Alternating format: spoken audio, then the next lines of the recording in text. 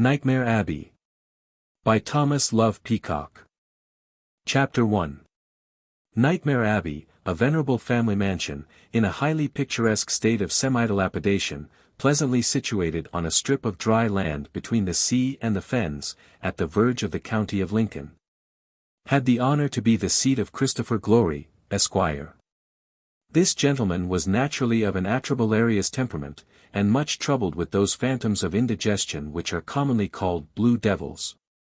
He had been deceived in an early friendship, he had been crossed in love, and had offered his hand, from pique, to a lady, who accepted it from interest, and who, in so doing, violently tore asunder the bonds of a tried and youthful attachment. Her vanity was gratified by being the mistress of a very extensive, if not very lively, establishment, but all the springs of her sympathies were frozen. Riches she possessed, but that which enriches them, the participation of affection, was wanting.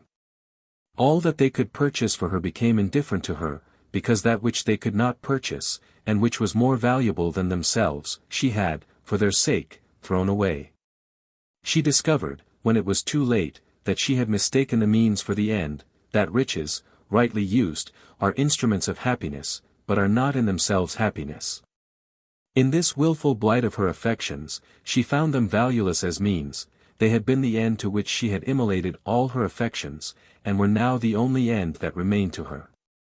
She did not confess this to herself as a principle of action, but it operated through the medium of unconscious self-deception, and terminated in inveterate avarice.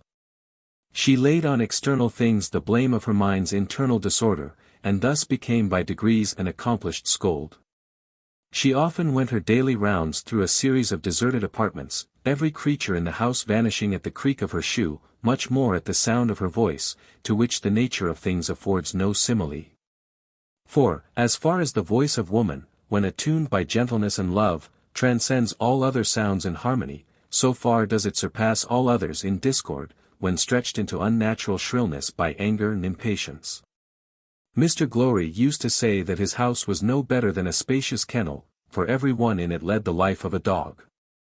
Disappointed both in love and in friendship, and looking upon human learning as vanity, he had come to a conclusion that there was but one good thing in the world, viz., a good dinner.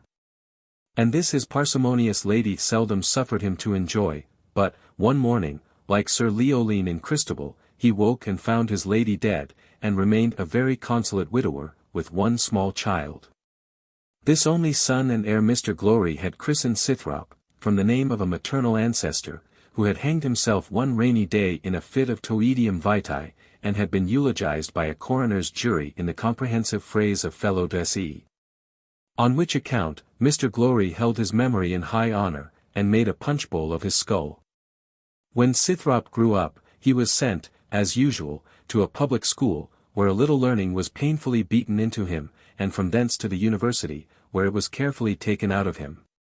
And he was sent home like a well-threshed ear of corn, with nothing in his head, having finished his education to the high satisfaction of the master and fellows of his college, who had, in testimony of their approbation, presented him with a silver fish slice, on which his name figured at the head of a laudatory inscription in some semi-barbarous dialect of Anglo-Saxonized Latin. His fellow students, however, who drove tandem and random in great perfection, and were connoisseurs in good inns, had taught him to drink deep ere he departed. He had passed much of his time with these choice spirits, and had seen the rays of the midnight lamp tremble on many a lengthening file of empty bottles.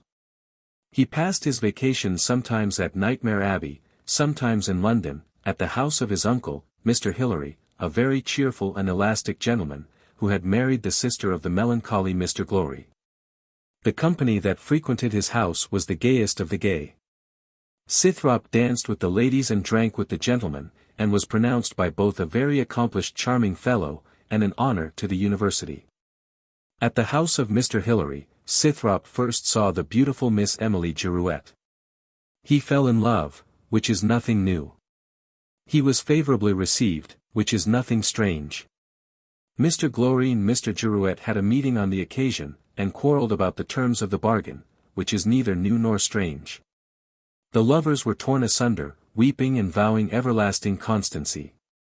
And, in 3 weeks after this tragical event, the lady was led a smiling bride to the altar, by the Honourable Mr. Lackwit, which is neither strange nor new. Scythrop received this intelligence at Nightmare Abbey, and was half distracted on the occasion. It was his first disappointment, and preyed deeply on his sensitive spirit. His father, to comfort him, read him a commentary on Ecclesiastes, which he had himself composed, and which demonstrated incontrovertibly that all is vanity.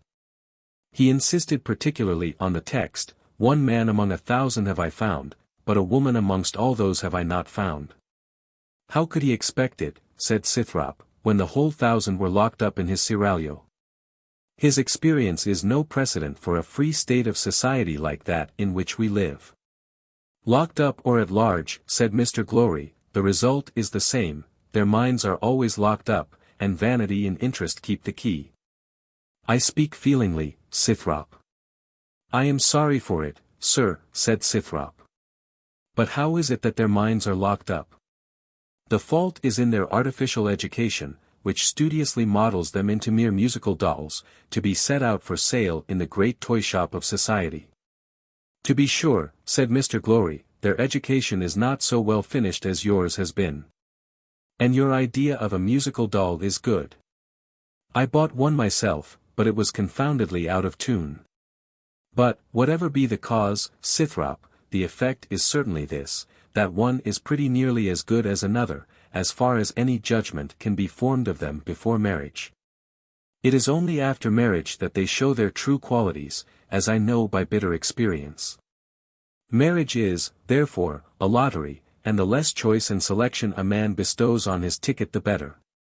For, if he has incurred considerable pains and expense to obtain a lucky number, and his lucky number proves a blank, he experiences not a simple, but a complicated disappointment. The loss of labor and money being superadded to the disappointment of drawing a blank, which, constituting simply and entirely the grievance of him who has chosen his ticket at random, is, from its simplicity, the more endurable. This very excellent reasoning was thrown away upon Scythrop, who retired to his tower as dismal and disconsolate as before. The tower which Scythrop inhabited stood at the southeastern angle of the abbey. And, on the southern side, the foot of the tower opened on a terrace, which was called the garden, though nothing grew on it but ivy, and a few amphibious weeds. The southwestern tower, which was ruinous and full of owls, might, with equal propriety, have been called the aviary. This terrace or terrace garden, or garden terrace, the reader may name it ad libitum, took in an oblique view of the open sea, and fronted a long tract of level sea-coast, and a fine monotony of fens and windmills. The reader will judge, from what we have said, that this building was a sort of castellated abbey, and it will, probably, occur to him to inquire if it had been one of the strongholds of the ancient church militant. Whether this was the case, or how far it had been indebted to the taste of Mr. Glowry's ancestors for any transmutations from its original state, are, unfortunately, circumstances not within the pale of our knowledge. The northwestern tower contained the apartments of Mr. Glowry. The moat at its base, and the fens beyond, comprised the whole of his prospect. This moat surrounded the abbey, and was in immediate contact with the walls on every side but the south. The northeastern tower was appropriated to the domestics, whom Mr. Glowry always chose by one of two criterions, a long face, or a dismal name. His butler was Raven, his steward was Crow, his valet was Skelet. Mr. Glowry maintained that the valet was of French extraction, and that his name was Squelette. His grooms were Maddox and Graves. On one occasion, being in want of a footman, he received a letter from a person signing himself Diggory Death's Head, and lost no time in securing this acquisition. But on Diggory's arrival, Mr. Glowry was horror-struck by the sight of a round ruddy face, and a pair of laughing eyes. Death's Head was always grinning, not a ghastly smile, but the grin of a comic mask. And disturbed the echoes of the hall with so much unhallowed laughter, that Mr. Glowry gave him his discharge. Diggory, however, had stayed long enough to make conquests of all the old gentleman's maids, and left him a flourishing colony of young Death's Heads to join chorus with the owls, that had before been the exclusive choristers of Nightmare Abbey. The main body of the building was divided into rooms of state, spacious apartments for feasting, and numerous bedrooms for visitors, who, however, were few and far between. Family interests compelled Mr. Glowry to receive occasional visits from Mr. and Mrs. Hilary, who paid them from the same motive. And, as the lively gentleman on these occasions found few conductors for his exuberant gaiety, he became like a double-charged electric jar, which often exploded in some burst of outrageous merriment to the signal discomposure of Mr. Glowry's nerves. Another occasional visitor, much more to Mr. Glowry's taste, was Mr. Flowsky, one a very lachrymose and morbid gentleman, of some note in the literary world, but in his own estimation of much more merit than name. The part of his character which recommended him to Mr. Glowry, was his very fine sense of the grim and the tearful. No one could relate a dismal story with so many minutiae of supererogatory wretchedness. No one could call up a raw head and bloody bones with so many adjuncts and circumstances of ghastliness. Mystery was his mental element. He lived in the midst of that visionary world in which nothing is but what is not. He dreamed with his eyes open, and saw ghosts dancing round him at noontide. He had been in his youth an enthusiast for liberty, and had hailed the dawn of the French Revolution as the promise of a day that was to banish war and slavery, and every form of vice and misery, from the face of the earth. Because all this was not done, he deduced that nothing was done, and from this deduction, according to his system of logic, he drew a conclusion that worse than nothing was done. That the overthrow of the feudal fortresses of tyranny and superstition was the greatest calamity that had ever befallen mankind. And that their only hope now was to rake the rubbish together, and rebuild it without any of those loopholes by which the light had originally crept in. To qualify himself for a coadjutor in this laudable task, he plunged into the central opacity of Kantian metaphysics, and lay perdu several years in transcendental darkness, till the common daylight of common sense became intolerable to his eyes. He called the sun an ignis fatuus, and exhorted all who would listen to his friendly voice, which were about as many as called God Save King Richard, to shelter themselves from its delusive radiance in the obscure haunt of old philosophy. This word old had great charms for him. The good old times were always on his lips. Meaning the days when polemic theology was in its prime, and rival prelates beat the drum ecclesiastic with Herculean vigor, till the one wound up his series of syllogisms with the very orthodox conclusion of roasting the other. But the dearest friend of Mr. Glowry, and his most welcome guest, was Mr. Toobad, the Manichaean millenarian. The 12th verse of the 12th chapter of Revelations was always in his mouth: Woe to the inhabitants of the earth and of the sea! For the devil is come among you, having great wrath, because he knoweth that he hath but a short time. He maintained that the supreme dominion of the world was, for wise purposes, given over for a while to the evil principle. And that this precise period of time, commonly called the Enlightened Age, was the point of his plenitude of power. He used to add that by and by he would be cast down, and a high and happy order of things succeed. But he never omitted the saving clause, not in our time, which last words were always echoed in doleful response by the sympathetic Mr. Glowry. Another and very frequent visitor, was the Reverend Mr. Larynx, the vicar of Claydyke, a village about 10 miles distant. A good-natured accommodating divine, who was always most obligingly ready to take a dinner and a bed at the house of any country gentleman in distress for a companion. Nothing came amiss to him, a game at billiards, at chess, at draughts, at backgammon, at piquet, or at all fours in a tete-a-tete, or any game on the cards, round, square, or triangular, in a party of any number exceeding 2. He would even dance among friends, rather than that a lady, even if she were on the wrong side of 30, should sit still for want of a partner. For a ride, a walk, or a sail, in the morning, a song after dinner, a ghost story after supper, a bottle of port with the squire, or a cup of green tea with his lady, for all or any of these, or for anything else that was agreeable to any one else. Consistently with the dye of his coat, the Reverend Mr. Larynx was at all times equally ready.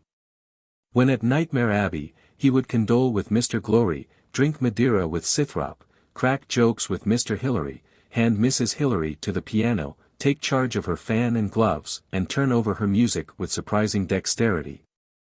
Quote Revelations with Mr. Toobad, and lament the good old times of feudal darkness with the transcendental Mr. Flowsky. How do you find this book? Any thoughts about the book or the author? Any suggestion for improvement? Please take a moment to share your thoughts in a comment. If you like it, share it with your friends who might enjoy it as well. Subscribe to keep in touch. Visit CompleteAudiobooks.com for more quality content. Chapter 2. Shortly after the disastrous termination of Scythrop's passion for Miss Emily Girouette, Mr. Glowry found himself, much against his will, involved in a lawsuit, which compelled him to dance attendance on the High Court of Chancery. Scythrop was left alone at Nightmare Abbey. He was a burnt child, and dreaded the fire of female eyes. He wandered about the ample pile, or along the garden terrace, with his cogitative faculties immersed in cogibundity of cogitation. The terrace terminated at the southwestern tower, which, as we have said, was ruinous and full of owls. Here would Scythrop take his evening seat, on a fallen fragment of mossy stone, with his back resting against the ruined wall, a thick canopy of ivy, with an owl in it, over his head, and the Sorrows of Werter in his hand. He had some taste for romance reading before he went to the university, where, we must confess, in justice to his college, he was cured of the love of reading in all its shapes. And the cure would have been radical, if disappointment in love, and total solitude, had not conspired to bring on a relapse. He began to devour romances and German tragedies, and, by the recommendation of Mr. Flowsky, to pore over ponderous tomes of transcendental philosophy, which reconciled him to the labor of studying them by their mystical jargon and necromantic imagery. In the congenial solitude of Nightmare Abbey, the distempered ideas of metaphysical romance and romantic metaphysics had ample time and space to germinate into a fertile crop of chimeras, which rapidly shot up into vigorous and abundant vegetation. He now became troubled with the passion for reforming the world. Too, he built many castles in the air, and peopled them with secret tribunals, and bands of Illuminati, who were always the imaginary instruments of his projected regeneration of the human species. As he intended to institute a perfect republic, he invested himself with absolute sovereignty over these mystical dispensers of liberty. He slept with horrid mysteries under his pillow, and dreamed of venerable eleutherarchs and ghastly confederates holding midnight conventions in subterranean caves. He passed whole mornings in his study, immersed in gloomy reverie, stalking about the room in his nightcap, which he pulled over his eyes like a cowl, and folding his striped calico dressing gown about him like the mantle of a conspirator. Action, thus he soliloquized, is the result of opinion, and to new model opinion would be to new model society. Knowledge is power. It is in the hands of a few, who employ it to mislead the many, for their own selfish purposes of aggrandizement and appropriation. What if it were in the hands of a few who should employ it to lead the many? What if it were universal, and the multitude were enlightened? No. The many must be always in leading strings, but let them have wise and honest conductors. A few to think, and many to act, that is the only basis of perfect society. So thought the ancient philosophers, they had their esoterical and exoterical doctrines. So thinks the sublime Kant, who delivers his oracles in language which none but the initiated can comprehend. Such were the views of those secret associations of Illuminati, which were the terror of superstition and tyranny, and which, carefully selecting wisdom and genius from the great wilderness of society, as the bee selects honey from the flowers of the thorn and the nettle, bound all human excellence in a chain, which, if it had not been prematurely broken, would have commanded opinion, and regenerated the world. Scythrop proceeded to meditate on the practicability of reviving a confederation of regenerators. To get a clear view of his own ideas, and to feel the pulse of the wisdom and genius of the age, he wrote and published a treatise, in which his meanings were carefully wrapped up in the monkshood of transcendental technology, but filled with hints of matter deep and dangerous, which he thought would set the whole nation in a ferment. And he awaited the result in awful expectation, as a miner who has fired a train awaits the explosion of a rock. However, he listened and heard nothing. For the explosion, if any ensued, was not sufficiently loud to shake a single leaf of the ivy on the towers of Nightmare Abbey. And some months afterwards he received a letter from his bookseller, informing him that only 7 copies had been sold, and concluding with a polite request for the balance. Scythrop did not despair. 7 copies, he thought, have been sold. 7 is a mystical number, and the omen is good. Let me find the 7 purchasers of my 7 copies, and they shall be the 7 golden candlesticks with which I will illuminate the world. Scythrop had a certain portion of mechanical genius, which his romantic projects tended to develop. He constructed models of cells and recesses, sliding panels and secret passages, that would have baffled the skill of the Parisian police. He took the opportunity of his father's absence to smuggle a dumb carpenter into the abbey, and between them they gave reality to one of these models in Scythrop's tower. Scythrop foresaw that a great leader of human regeneration would be involved in fearful dilemmas, and determined, for the benefit of mankind in general, to adopt all possible precautions for the preservation of himself. The servants, even the women, had been tutored into silence. Profound stillness reigned throughout and around the abbey, except when the occasional shutting of a door would peal in long reverberations through the galleries, or the heavy tread of the pensive butler would wake the hollow echoes of the hall. Scythrop stalked about like the Grand Inquisitor, and the servants flitted past him like familiars. In his evening meditations on the terrace, under the ivy of the ruined tower, the only sounds that came to his ear were the rustling of the wind in the ivy, the plaintive voices of the feathered choristers, the owls, the occasional striking of the abbey clock, and the monotonous dash of the sea on its low and level shore. In the meantime, he drank Madeira, and laid deep schemes for a thorough repair of the crazy fabric of human nature. Chapter 3.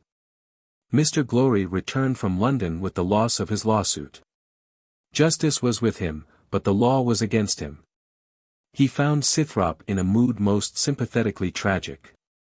And they vied with each other in enlivening their cups by lamenting the depravity of this degenerate age, and occasionally interspersing divers grim jokes about graves, worms, and epitaphs. Mr. Glowry's friends, whom we have mentioned in the first chapter, availed themselves of his return to pay him a simultaneous visit. At the same time arrived Scythrop's friend and fellow collegian, the Honourable Mr. Listless. Mr. Glowry had discovered this fashionable young gentleman in London, stretched on the rack of a too-easy chair, and devoured with a gloomy and misanthropical nil curo, and had pressed him so earnestly to take the benefit of the pure country air at Nightmare Abbey, that Mr. Listless, finding it would give him more trouble to refuse than to comply, summoned his French valet, Fat Out, and told him he was going to Lincolnshire. On this simple hint, Fat Out went to work, and the imperials were packed, and the post-chariot was at the door, without the Honourable Mr. Listless having said or thought another syllable on the subject. Mr. and Mrs. Hilary brought with them an orphan niece, a daughter of Mr. Glowry's youngest sister, who had made a runaway love match with an Irish officer. The lady's fortune disappeared in the first year, love, by a natural consequence, disappeared in the second, the Irishman himself, by a still more natural consequence, disappeared in the third. Mr. Glowry had allowed his sister an annuity, and she had lived in retirement with her only daughter, whom, at her death, which had recently happened, she commended to the care of Mrs. Hilary. Miss Marionetta Celestina O'Carroll was a very blooming and accomplished young lady. Being a compound of the allegro vivace of the O'Carrolls, and of the andante doloroso of the Glowrys, she exhibited in her own character all the diversities of an April sky. Her hair was light brown, her eyes hazel, and sparkling with a mild but fluctuating light, her features regular, her lips full, and of equal size, and her person surpassingly graceful. She was a proficient in music. Her conversation was sprightly, but always on subjects light in their nature and limited in their interest, for moral sympathies, in any general sense, had no place in her mind. She had some coquetry, and more caprice, liking and disliking almost in the same moment, pursuing an object with earnestness while it seemed unattainable, and rejecting it when in her power as not worth the trouble of possession. Whether she was touched with a penchant for her cousin Scythrop, or was merely curious to see what effect the tender passion would have on so outré a person. She had not been 3 days in the abbey before she threw out all the lures of her beauty and accomplishments to make a prize of his heart. Scythrop proved an easy conquest. The image of Miss Emily Girouette was already sufficiently dimmed by the power of philosophy and the exercise of reason, for to these influences, or to any influence but the true one, are usually ascribed the mental cures performed by the great physician Time. Scythrop's romantic dreams had indeed given him many pure anticipated cognitions of combinations of beauty and intelligence, which, he had some misgivings, were not exactly realized in his cousin Marionetta. But, in spite of these misgivings, he soon became distractedly in love, which, when the young lady clearly perceived, she altered her tactics, and assumed as much coldness and reserve as she had before shown ardent and ingenuous attachment. Scythrop was confounded at the sudden change. But, instead of falling at her feet and requesting an explanation, he retreated to his tower, muffled himself in his nightcap, seated himself in the president's chair of his imaginary secret tribunal, summoned Marionetta with all terrible formalities, frightened her out of her wits, disclosed himself, and clasped the beautiful penitent to his bosom. While he was acting this reverie, in the moment in which the awful president of the secret tribunal was throwing back his cowl and his mantle, and discovering himself to the lovely culprit as her adoring and magnanimous lover, the door of the study opened, and the real Marionetta appeared. The motives which had led her to the tower were a little penitence, a little concern, a little affection, and a little fear as to what the sudden secession of Scythrop, occasioned by her sudden change of manner, might portend. She had tapped several times unheard, and of course unanswered. And at length, timidly and cautiously opening the door, she discovered him standing up before a black velvet chair, which was mounted on an old oak table, in the act of throwing open his striped calico dressing-gown, and flinging away his nightcap, which is what the French call an imposing attitude. Each stood a few moments fixed in their respective places, the lady in astonishment, and the gentleman in confusion. Marionetta was the first to break silence. "For heaven's sake," said she, "my dear Scythrop, what is the matter?" "For heaven's sake, indeed," said Scythrop, springing from the table, "for your sake, Marionetta, and you are my heaven, distraction is the matter. I adore you, Marionetta, and your cruelty drives me mad." He threw himself at her knees, devoured her hand with kisses, and breathed 1,000 vows in the most passionate language of romance. Marionetta listened a long time in silence, till her lover had exhausted his eloquence and paused for a reply. She then said, with a very arch look, "I prithee deliver thyself like a man of this world." The levity of this quotation, and of the manner in which it was delivered, jarred so discordantly on the high-wrought enthusiasm of the romantic inamorato, that he sprang upon his feet, and beat his forehead with his clenched fist. The young lady was terrified, and, deeming it expedient to soothe him, took one of his hands in hers, placed the other hand on his shoulder, looked up in his face with a winning seriousness, and said, in the tenderest possible tone, "What would you have, Scythrop?" Scythrop was in heaven again. "What would I have? What but you, Marionetta? You, for the companion of my studies, the partner of my thoughts, the auxiliary of my great designs for the emancipation of mankind." "I am afraid I should be but a poor auxiliary, Scythrop. What would you have me do?" "Do as Rosalia does with Carlos, divine Marionetta. Let us each open a vein in the other's arm, mix our blood in a bowl, and drink it as a sacrament of love. Then we shall see visions of transcendental illumination, and soar on the wings of ideas into the space of pure intelligence." Marionetta could not reply, she had not so strong a stomach as Rosalia, and turned sick at the proposition. She disengaged herself suddenly from Scythrop, sprang through the door of the tower, and fled with precipitation along the corridors. Scythrop pursued her, crying, "Stop, stop, Marionetta, my life, my love," and was gaining rapidly on her flight, when, at an ill-omened corner, where two corridors ended in an angle, at the head of a staircase, he came into sudden and violent contact with Mr. Toobad. And they both plunged together to the foot of the stairs, like two billiard balls into one pocket. This gave the young lady time to escape, and enclose herself in her chamber. While Mr. Toobad, rising slowly, and rubbing his knees and shoulders, said, "You see, my dear Scythrop, in this little incident, one of the innumerable proofs of the temporary supremacy of the devil. For what but a systematic design and concurrent contrivance of evil could have made the angles of time and place coincide in our unfortunate persons at the head of this accursed staircase? Nothing else, certainly, said Scythrop. You are perfectly in the right, Mr. Toobad. Evil, and mischief, and misery, and confusion, and vanity, and vexation of spirit, and death, and disease, and assassination, and war, and poverty, and pestilence, and famine, and avarice, and selfishness, and rancor, and jealousy, and spleen, and malevolence, and the disappointments of philanthropy, and the faithlessness of friendship, and the crosses of love, all prove the accuracy of your views, and the truth of your system. And it is not impossible that the infernal interruption of this fall downstairs may throw a color of evil on the whole of my future existence. My dear boy, said Mr. Toobad, you have a fine eye for consequences. So saying, he embraced Scythrop, who retired, with a disconsolate step, to dress for dinner. While Mr. Toobad stalked across the hall, repeating, Woe to the inhabitants of the earth, and of the sea, for the devil is come among you, having great wrath. Chapter 4. The flight of Marionetta, and the pursuit of Scythrop, had been witnessed by Mr. Glowry, who, in consequence, narrowly observed his son and his niece in the evening. And, concluding from their manner, that there was a better understanding between them than he wished to see, he determined on obtaining the next morning from Scythrop a full and satisfactory explanation. He, therefore, shortly after breakfast, entered Scythrop's tower, with a very grave face, and said, without ceremony or preface, So, sir, you are in love with your cousin. Scythrop, with as little hesitation, answered, Yes, sir.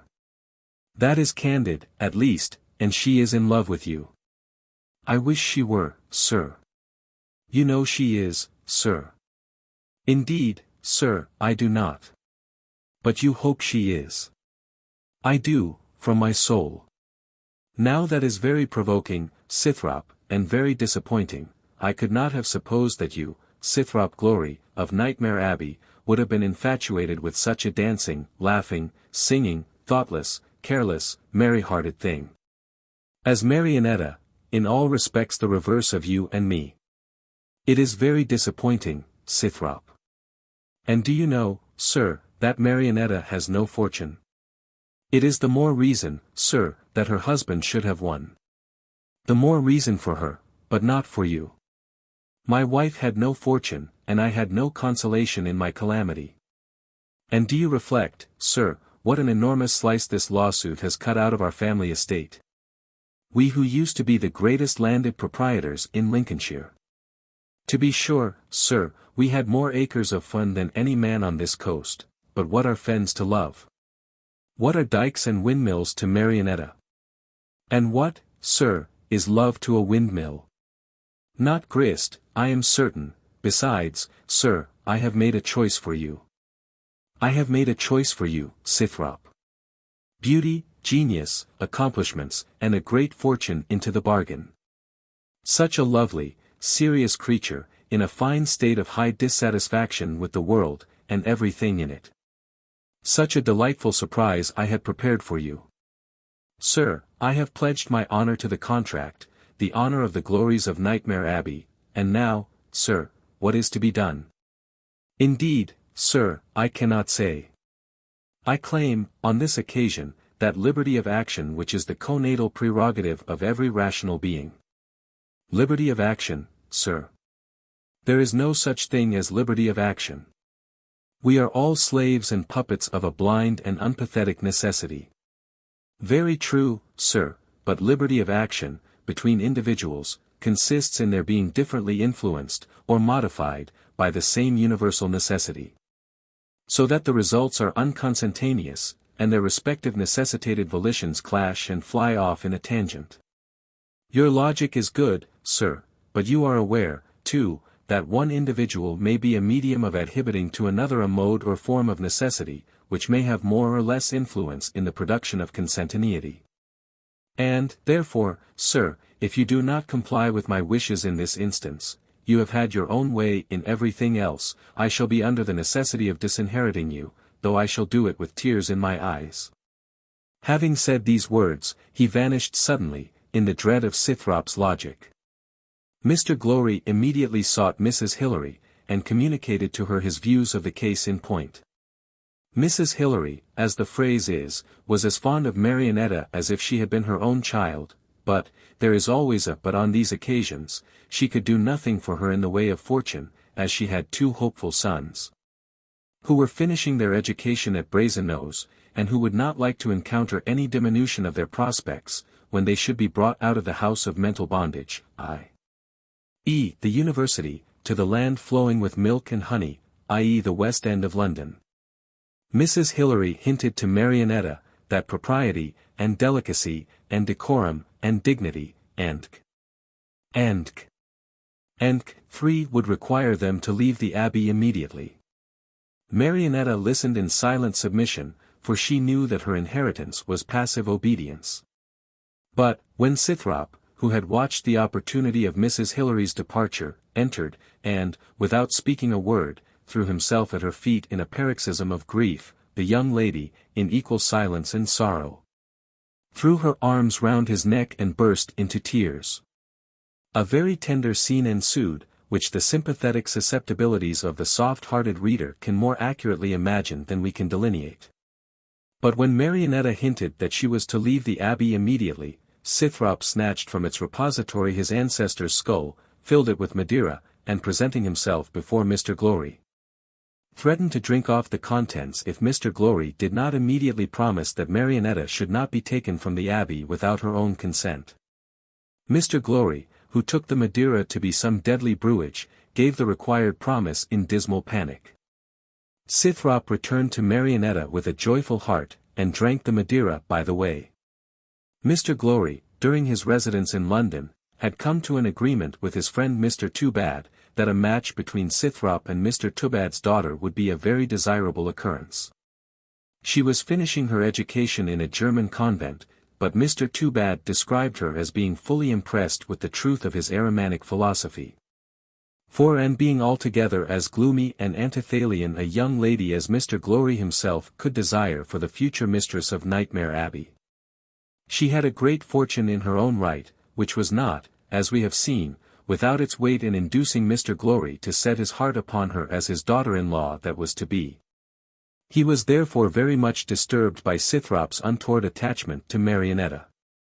He condoled on the occasion with Mr. Toobad, who said, that he had been too long accustomed to the intermeddling of the devil in all his affairs, to be astonished at this new trace of his cloven claw.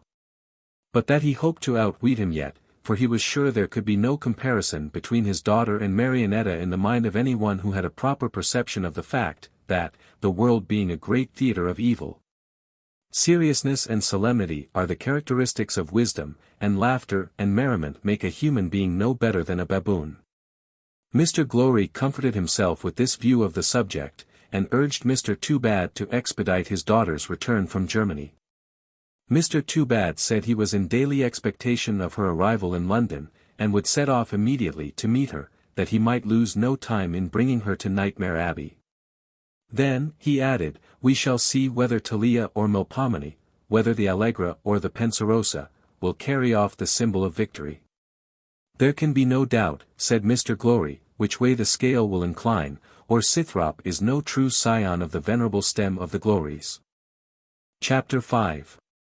Marionetta felt secure of Scythrop's heart, and notwithstanding the difficulties that surrounded her, she could not debar herself from the pleasure of tormenting her lover, whom she kept in a perpetual fever. Sometimes she would meet him with the most unqualified affection, sometimes with the most chilling indifference. Rousing him to anger by artificial coldness, softening him to love by eloquent tenderness, or inflaming him to jealousy by coquetting with the Honourable Mr. Listless, who seemed, under her magical influence, to burst into sudden life, like the bud of the evening primrose. Sometimes she would sit by the piano, and listen with becoming attention to Scythrop's pathetic remonstrances. But, in the most impassioned part of his oratory, she would convert all his ideas into a chaos, by striking up some rondo allegro, and saying, is it not pretty? Scythrop would begin to storm. And she would answer him with zitty, zitty, piano, piano. Non facciamo confusion. Or some similar facia, till he would start away from her, and enclose himself in his tower, in an agony of agitation, vowing to renounce her. And her whole sex, forever. And returning to her presence at the summons of the billet, which she never failed to send with many expressions of penitence and promises of amendment. Scythrop's schemes for regenerating the world, and detecting his 7 golden candlesticks, went on very slowly in this fever of his spirit. Things proceeded in this train for several days. And Mr. Glowry began to be uneasy at receiving no intelligence from Mr. Toobad, when one evening the latter rushed into the library, where the family and the visitors were assembled, vociferating, "The devil is come among you," having great wrath. He then drew Mr. Glowry aside into another apartment, and after remaining some time together, they re-entered the library with faces of great dismay, but did not condescend to explain to any one the cause of their discomfiture. The next morning, early, Mr. Toobad departed. Mr. Glowry sighed and groaned all day, and said not a word to any one. Scythrop had quarrelled, as usual, with Marionetta, and was enclosed in his tower, in a fit of morbid sensibility. Marionetta was comforting herself at the piano, with singing the airs of Nina Pazza per Amore, and the Honourable Mr. Listless was listening to the harmony, as he lay supine on the sofa, with a book in his hand, into which he peeped at intervals. The Reverend Mr. Larynx approached the sofa, and proposed a game at billiards. The Honourable Mr. Listless. Billiards. Really I should be very happy, but, in my present exhausted state, the exertion is too much for me. I do not know when I have been equal to such an effort. He rang the bell for his valet. Fat Out entered. Fat Out. When did I play at billiards last? Fat Out. The 14 December de last year, monsieur. Fat Out bowed and retired. The Honourable Mr. Listless. So it was. 7 months ago. You see, Mr. Larynx, you see, sir. My nerves, Miss O'Carroll, my nerves are shattered. I have been advised to try Bath. Some of the faculty recommend Cheltenham. I think of trying both, as the seasons don't clash. The season, you know, Mr. Larynx, the season, Miss O'Carroll, the season is everything. Marionetta. And health is something. N'est-ce pas, Mr. Larynx? The Reverend Mr. Larynx. Most assuredly, Miss O'Carroll. For, however reasoners may dispute about the summum bonum, none of them will deny that a very good dinner is a very good thing, and what is a good dinner without a good appetite? And whence is a good appetite but from good health? Now, Cheltenham, Mr. Listless, is famous for good appetites. The Honourable Mr. Listless. The best piece of logic I ever heard, Mr. Larynx, the very best, I assure you. I have thought very seriously of Cheltenham, very seriously and profoundly. I thought of it, let me see, when did I think of it? He rang again, and Fat Out reappeared. Fat Out. When did I think of going to Cheltenham, and did not go? Fat Out. De Juillet 20 Vaughan, the last summer, monsieur. Fat Out retired. The Honourable Mr. Listless. So it was. An invaluable fellow that, Mr. Larynx, invaluable, Miss O'Carroll. Marionetta. So I should judge, indeed. He seems to serve you as a walking memory, and to be a living chronicle, not of your actions only, but of your thoughts. The Honourable Mr. Listless. An excellent definition of the fellow, Miss O'Carroll, excellent, upon my honour. Ha!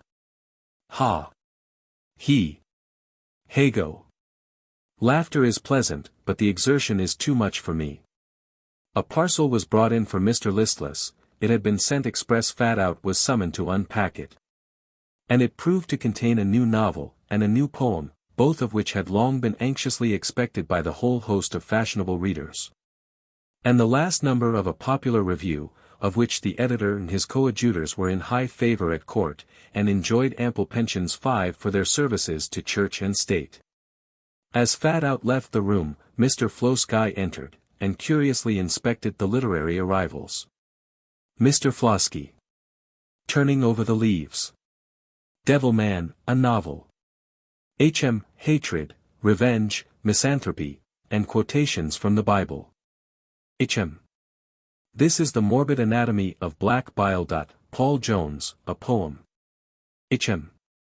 I see how it is.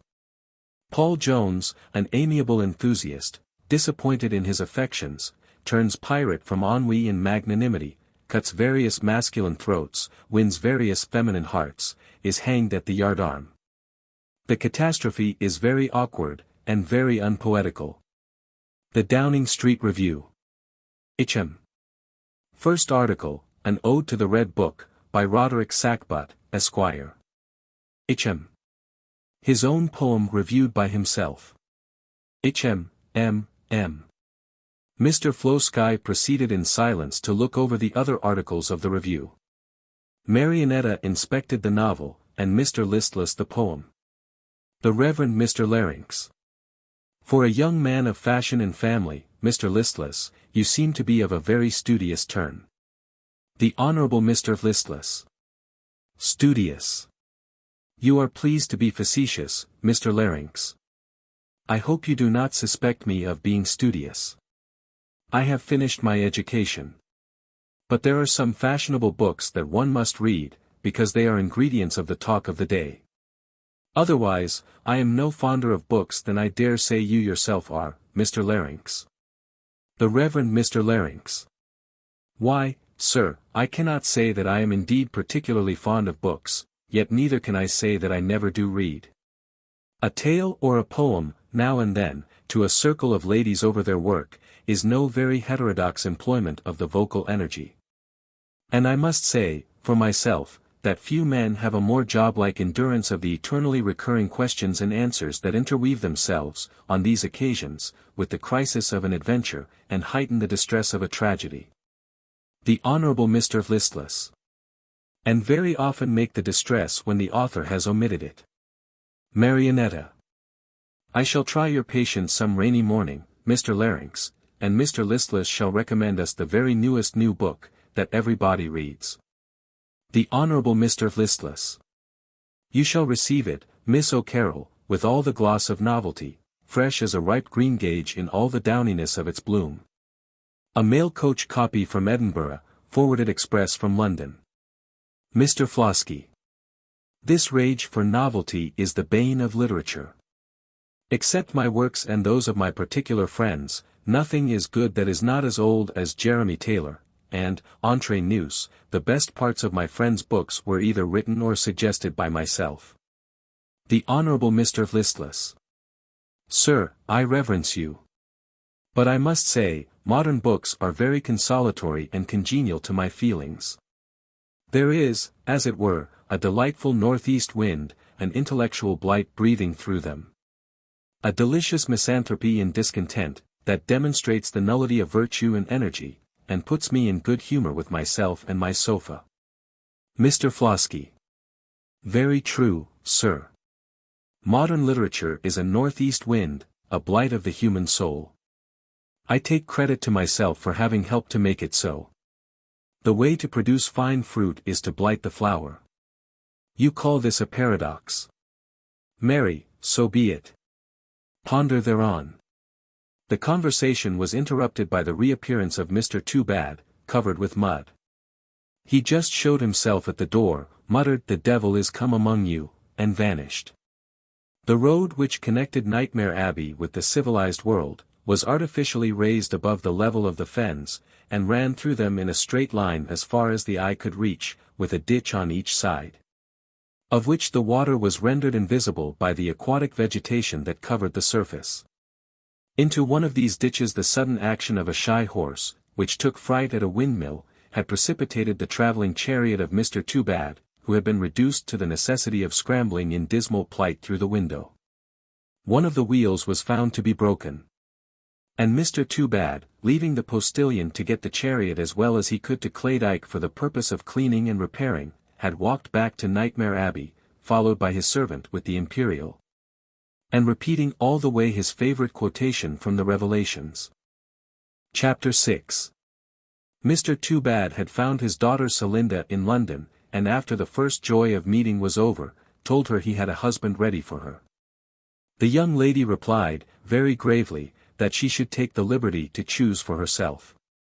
Mr. Toobad said he saw the devil was determined to interfere with all his projects, but he was resolved on his own part, not to have on his conscience the crime of passive obedience and non-resistance to Lucifer. And therefore she should marry the person he had chosen for her. Miss Toobad replied, Trace posement, she assuredly would not. Celinda, said Mr. Toobad, you most assuredly shall. Have I not a fortune in my own right, sir, said Celinda. The more is the pity, said Mr. Toobad, but I can find means, miss, I can find means. There are more ways than one of breaking in obstinate girls. They parted for the night with the expression of opposite resolutions, and in the morning the young lady's chamber was found empty, and what was become of her Mr. Toobad had no clue to conjecture.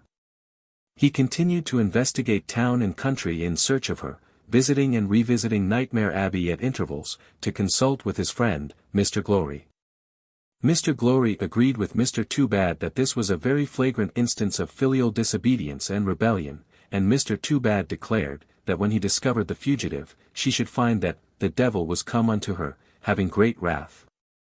In the evening, the whole party met, as usual, in the library. Marionetta sat at the harp, the Honourable Mr. Listless sat by her and turned over her music, though the exertion was almost too much for him. The Reverend Mr. Larynx relieved him occasionally in this delightful labour. Scythrop, tormented by the demon jealousy, sat in the corner biting his lips and fingers. Marionetta looked at him every now and then with a smile of most provoking good humour, which he pretended not to see, and which only the more exasperated his troubled spirit. He took down a volume of Dante, and pretended to be deeply interested in the Purgatorio, though he knew not a word he was reading, as Marionetta was well aware. Who, tripping across the room, peeped into his book, and said to him, I see you are in the middle of Purgatory. I am in the middle of hell, said Scythrop furiously. Are you? Said she. Then come across the room, and I will sing you the finale of Don Giovanni. Let me alone, said Scythrop. Marionetta looked at him with a deprecating smile, and said, You unjust, cross creature, you. Let me alone, said Scythrop, but much less emphatically than at first, and by no means wishing to be taken at his word. Marionetta left him immediately, and returning to the harp, said, just loud enough for Scythrop to hear, Did you ever read Dante, Mr. Listless? Scythrop is reading Dante, and is just now in Purgatory. And I, said the Honourable Mr. Listless, am not reading Dante, and am just now in Paradise, bowing to Marionetta. Marionetta. You are very gallant, Mr. Listless, and I dare say you are very fond of reading Dante. The Honourable Mr. Listless. I don't know how it is, but Dante never came in my way till lately. I never had him in my collection, and if I had had him I should not have read him. But I find he is growing fashionable, and I am afraid I must read him some wet morning. Marionetta. No, read him some evening, by all means. Were you ever in love, Mr. Listless? The Honourable Mr. Listless. I assure you, Miss O'Carroll, never, till I came to Nightmare Abbey. I dare say it is very pleasant, but it seems to give so much trouble that I fear the exertion would be too much for me. Marionetta. Shall I teach you a compendious method of courtship, that will give you no trouble whatever? The Honourable Mr. Listless. You will confer on me an inexpressible obligation. I am all impatience to learn it. Marionetta. Sit with your back to the lady and read Dante. Only be sure to begin in the middle, and turn over 3 or 4 pages at once, backwards as well as forwards, and she will immediately perceive that you are desperately in love with her, desperately.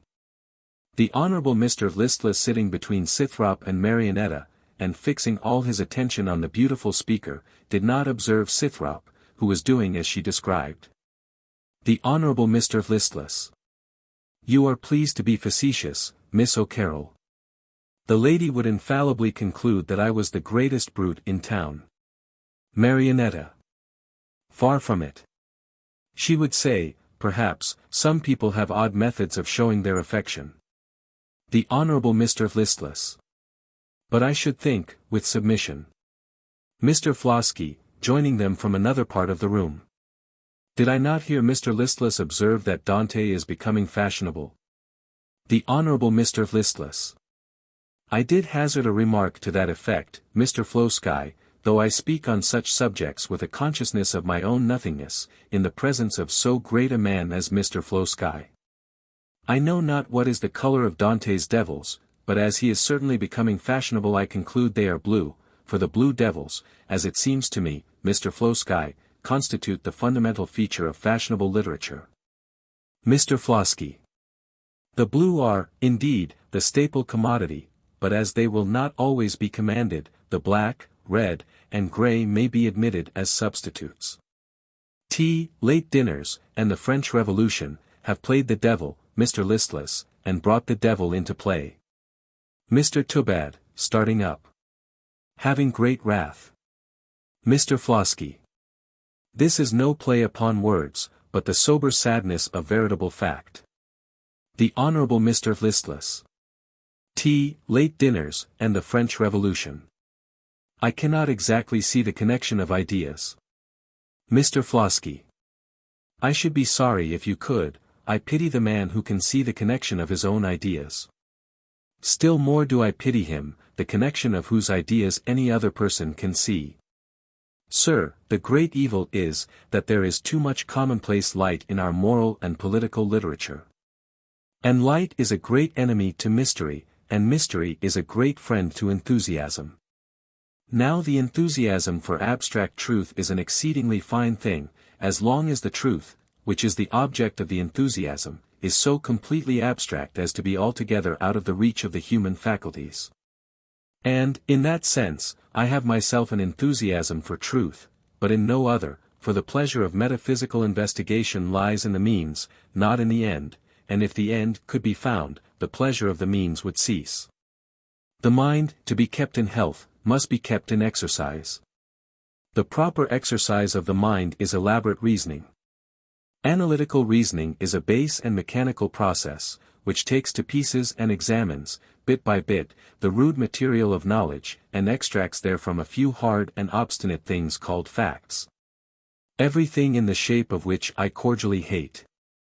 But synthetical reasoning, setting up as its goal some unattainable abstraction, like an imaginary quantity in algebra, and commencing its course with taking for granted some two assertions which cannot be proved.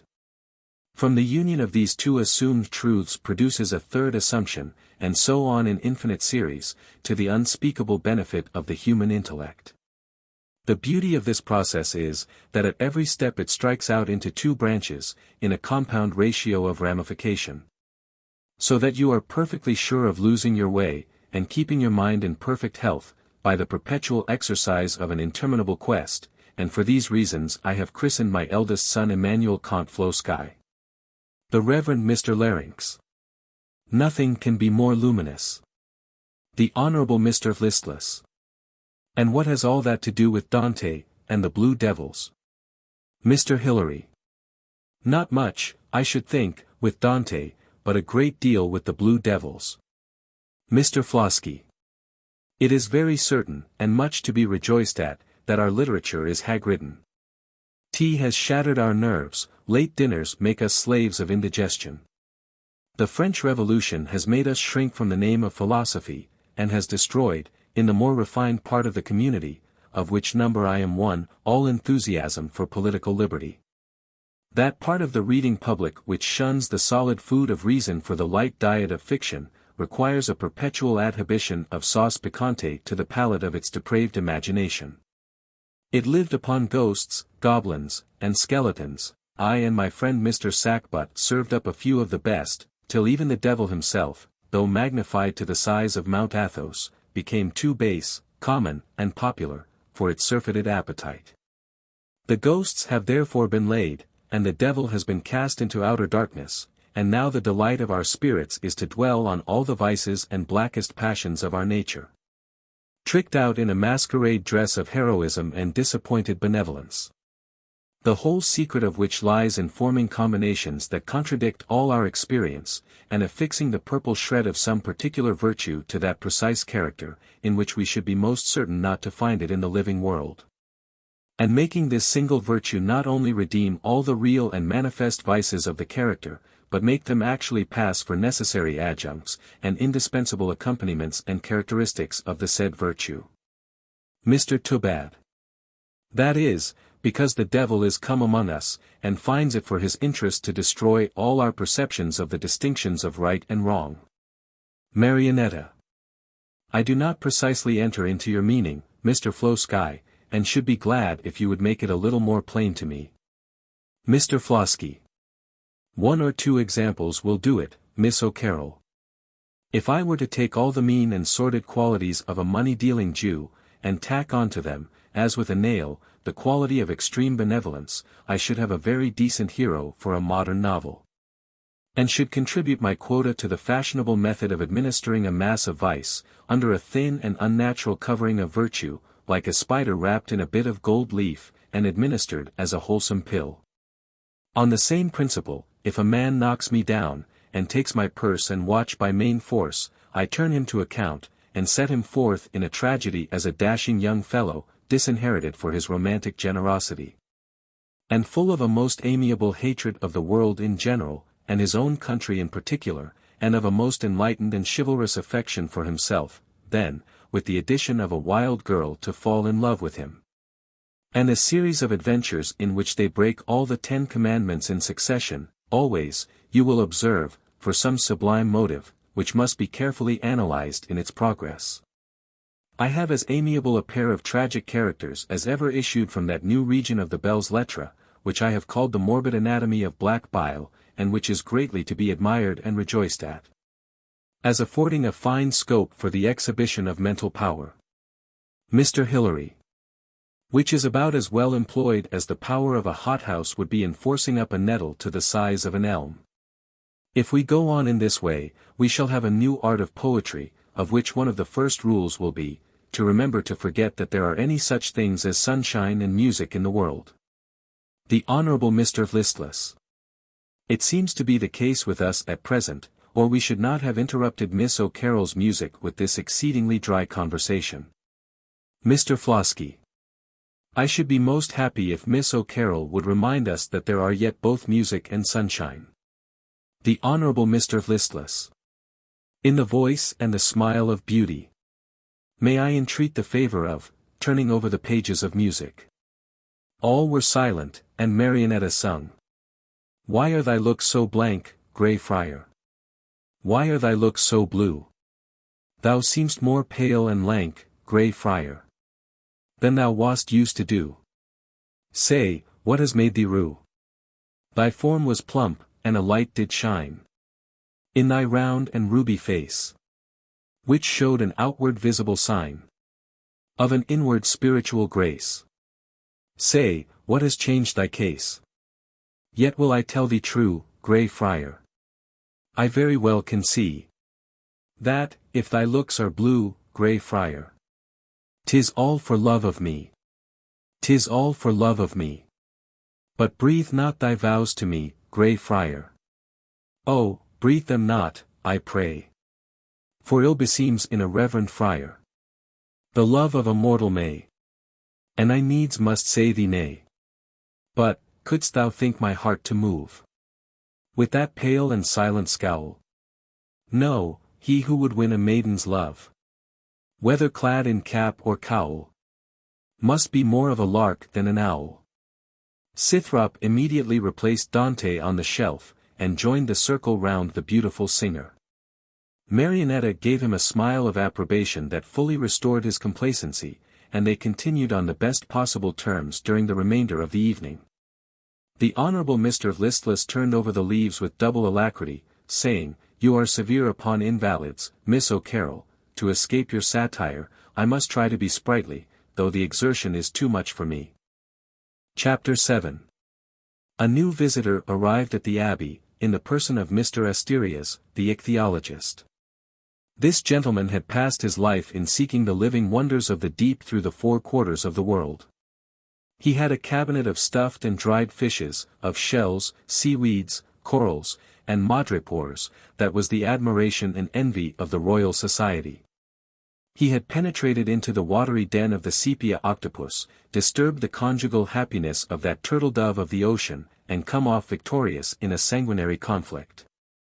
He had been becalmed in the tropical seas, and had watched, in eager expectation, though unhappily always in vain, to see the colossal polypus rise from the water, and entwine its enormous arms round the masts and the rigging.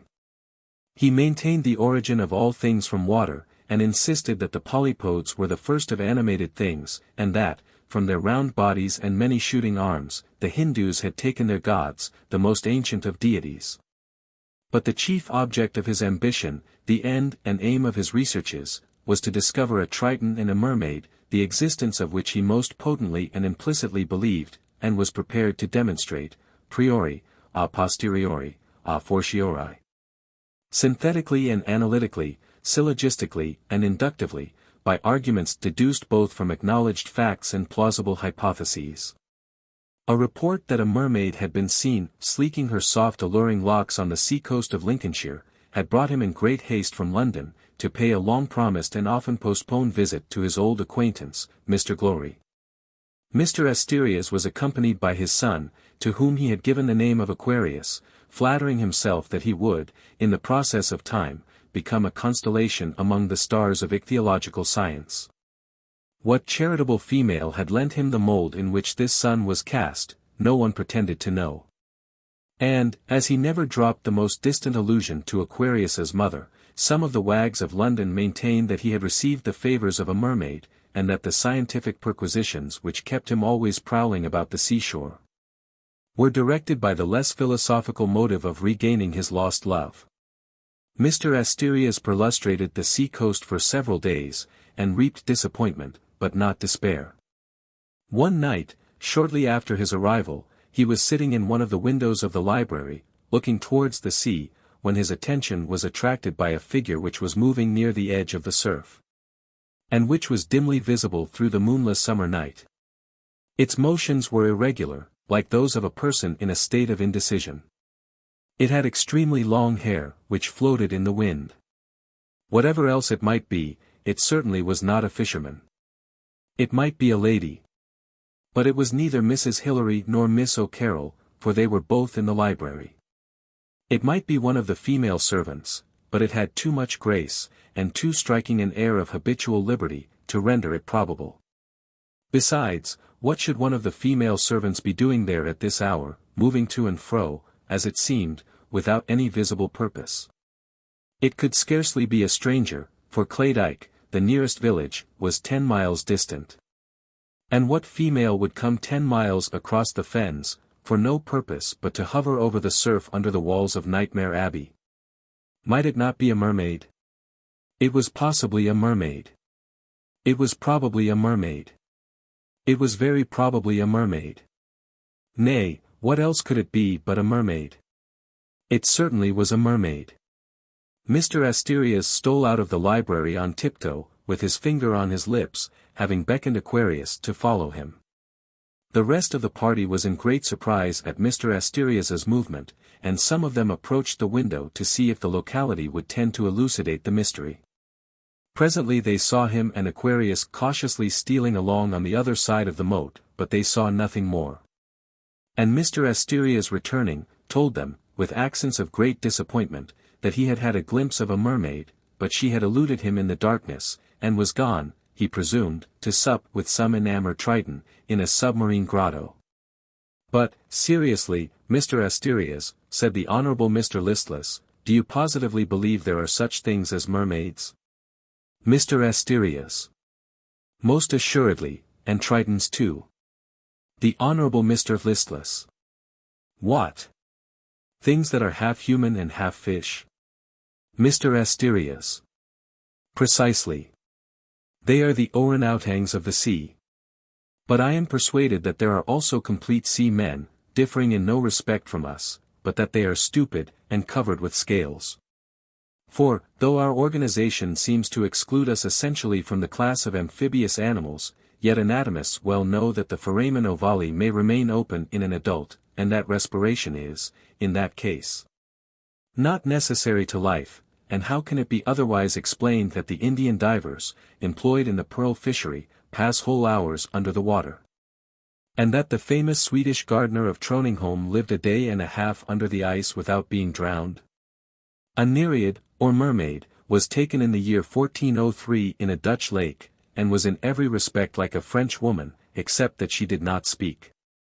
Towards the end of the 17th century, an English ship, 150 leagues from land, in the Greenland seas, discovered a flotilla of 60 or 70 little skiffs, in each of which was a Triton, or sea man. At the approach of the English vessel the whole of them, seized with simultaneous fear, disappeared, skiffs and all, under the water, as if they had been a human variety of the Nautilus. The illustrious Don Fejo has preserved an authentic and well-attested story of a young Spaniard, named Francis de la Vega, who, bathing with some of his friends in June, 1674, suddenly dived under the sea and rose no more. His friends thought him drowned. They were plebeians and pious Catholics, but a philosopher might very legitimately have drawn the same conclusion. The Reverend Mr. Larynx. Nothing could be more logical. Mr. Asterias. 5 years afterwards, some fishermen near Cadiz found in their nets a Triton, or sea man. They spoke to him in several languages. The Reverend Mr. Larynx. They were very learned fishermen. Mr. Hilary. They had the gift of tongues by a special favor of their brother fisherman, St. Peter. The Honorable Mr. Listless.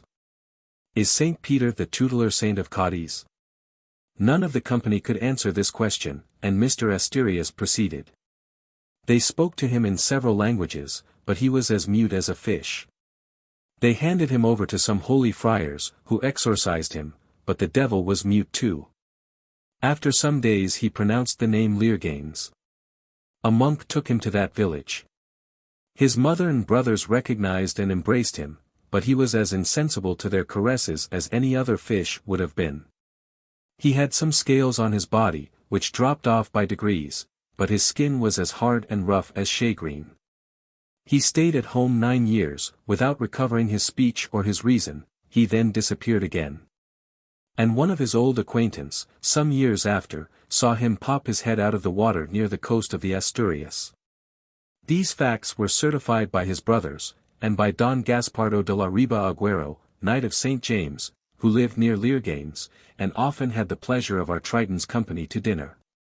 Pliny mentions an embassy of the Olyciponians to Tiberius, to give him intelligence of a Triton which had been heard playing on its shell in a certain cave, with several other authenticated facts on the subject of Tritons and Nereids. The Honorable Mr. Listless. You astonish me. I have been much on the seashore, in the season, but I do not think I ever saw a mermaid. He rang, and summoned Fat Out, who made his appearance half seas over. Fat Out. Did I ever see a mermaid? Fat Out. Mermaid. Mermaid. Ah. Merry maid. Oui, monsieur. Yes, sir, very many. I vish dear vas von or two here in the kitchen, ma foi. They be all as melancholic as so many tombstone. The Honorable Mr. Listless. I mean, Fat Out, an odd kind of human fish. Fat Out. De odd fish. Ah, oui. I understand the phrase, we have seen nothing else since we left town, ma foi. The Honorable Mr. Listless. You seem to have a cup too much, sir. Fat Out. Non, monsieur, de cup too little. De fin be very unwholesome, and I drink it a paunch vid raven de butler, to keep out de bad air. The Honorable Mr. Listless.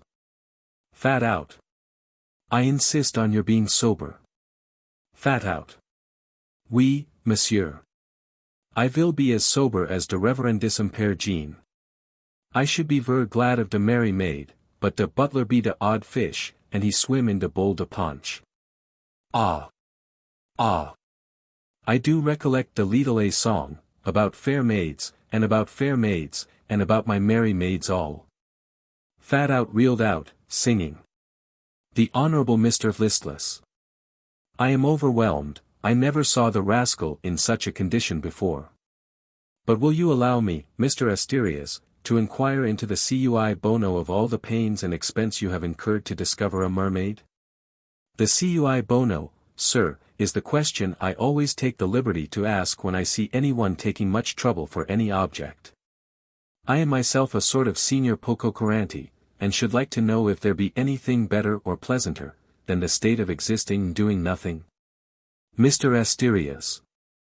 I have made many voyages, Mr. Listless, to remote and barren shores, I have travelled over desert and inhospitable lands, I have defied danger, I have endured fatigue, I have submitted to privation. In the midst of these I have experienced pleasures which I would not at any time have exchanged for that of existing and doing nothing. I have known many evils, but I have never known the worst of all, which, as it seems to me, are those which are comprehended in the inexhaustible varieties of ennui, spleen, chagrin, vapours, blue devils, time-killing, discontent, misanthropy. And all their interminable train of fretfulness, querulousness, suspicions, jealousies, and fears, which have alike infected society, and the literature of society.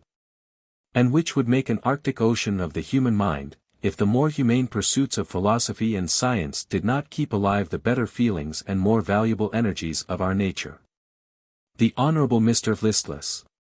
You are pleased to be severe upon our fashionable belles lettres. Mr. Asterias.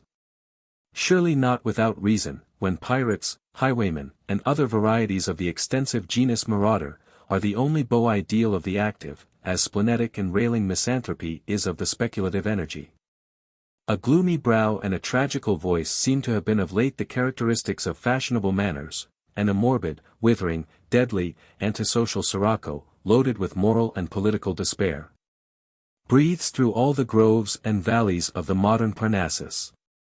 While science moves on in the calm dignity of its course, affording to youth delights equally pure and vivid, to maturity, calm and grateful occupation, to old age, the most pleasing recollections and inexhaustible materials of agreeable and salutary reflection. And, while its votary enjoys the disinterested pleasure of enlarging the intellect and increasing the comforts of society, he is himself independent of the caprices of human intercourse and the accidents of human fortune. Nature is his great and inexhaustible treasure. His days are always too short for his enjoyment, ennui is a stranger to his door. At peace with the world and with his own mind, he suffices to himself, makes all around him happy, and the close of his pleasing and beneficial existence is the evening of a beautiful day. 6. The Honourable Mr. Listless. Really I should like very well to lead such a life myself, but the exertion would be too much for me. Besides, I have been at college. I contrive to get through my day by sinking the morning in bed, and killing the evening in company, dressing and dining in the intermediate space, and stopping the chinks and crevices of the few vacant moments that remain with a little easy reading.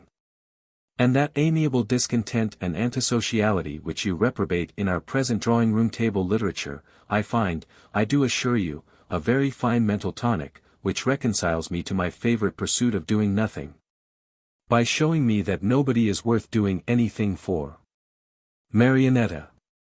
But is there not in such compositions a kind of unconscious self-detection, which seems to carry their own antidote with them? For surely no one who cordially and truly either hates or despises the world will publish a volume every 3 months to say so. Mr. Flosky.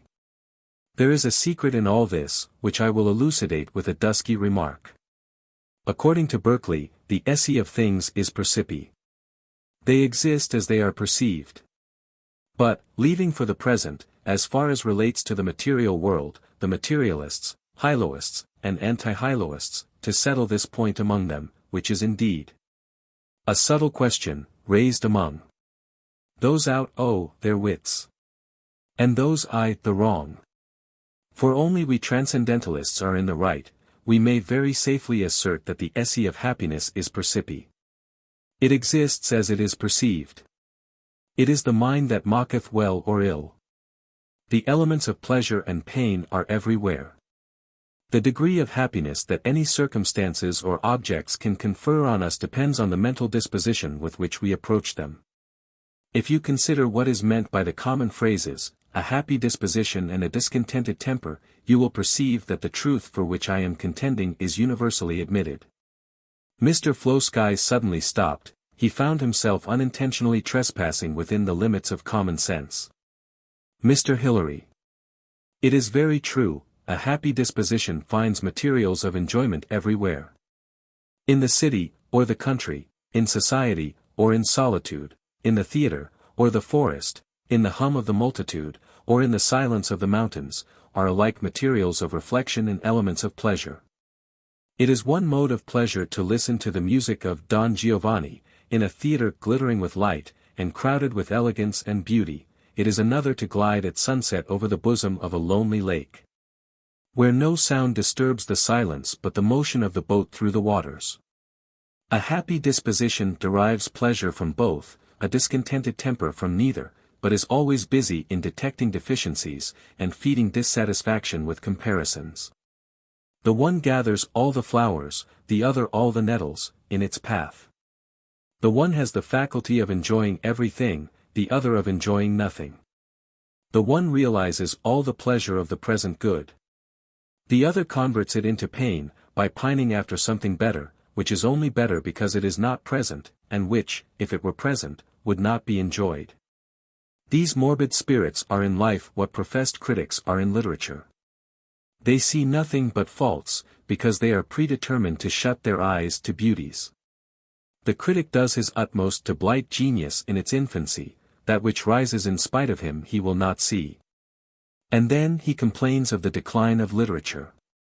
In like manner, these cankers of society complain of human nature and society, when they have wilfully debarred themselves from all the good they contain, and done their utmost to blight their own happiness and that of all around them.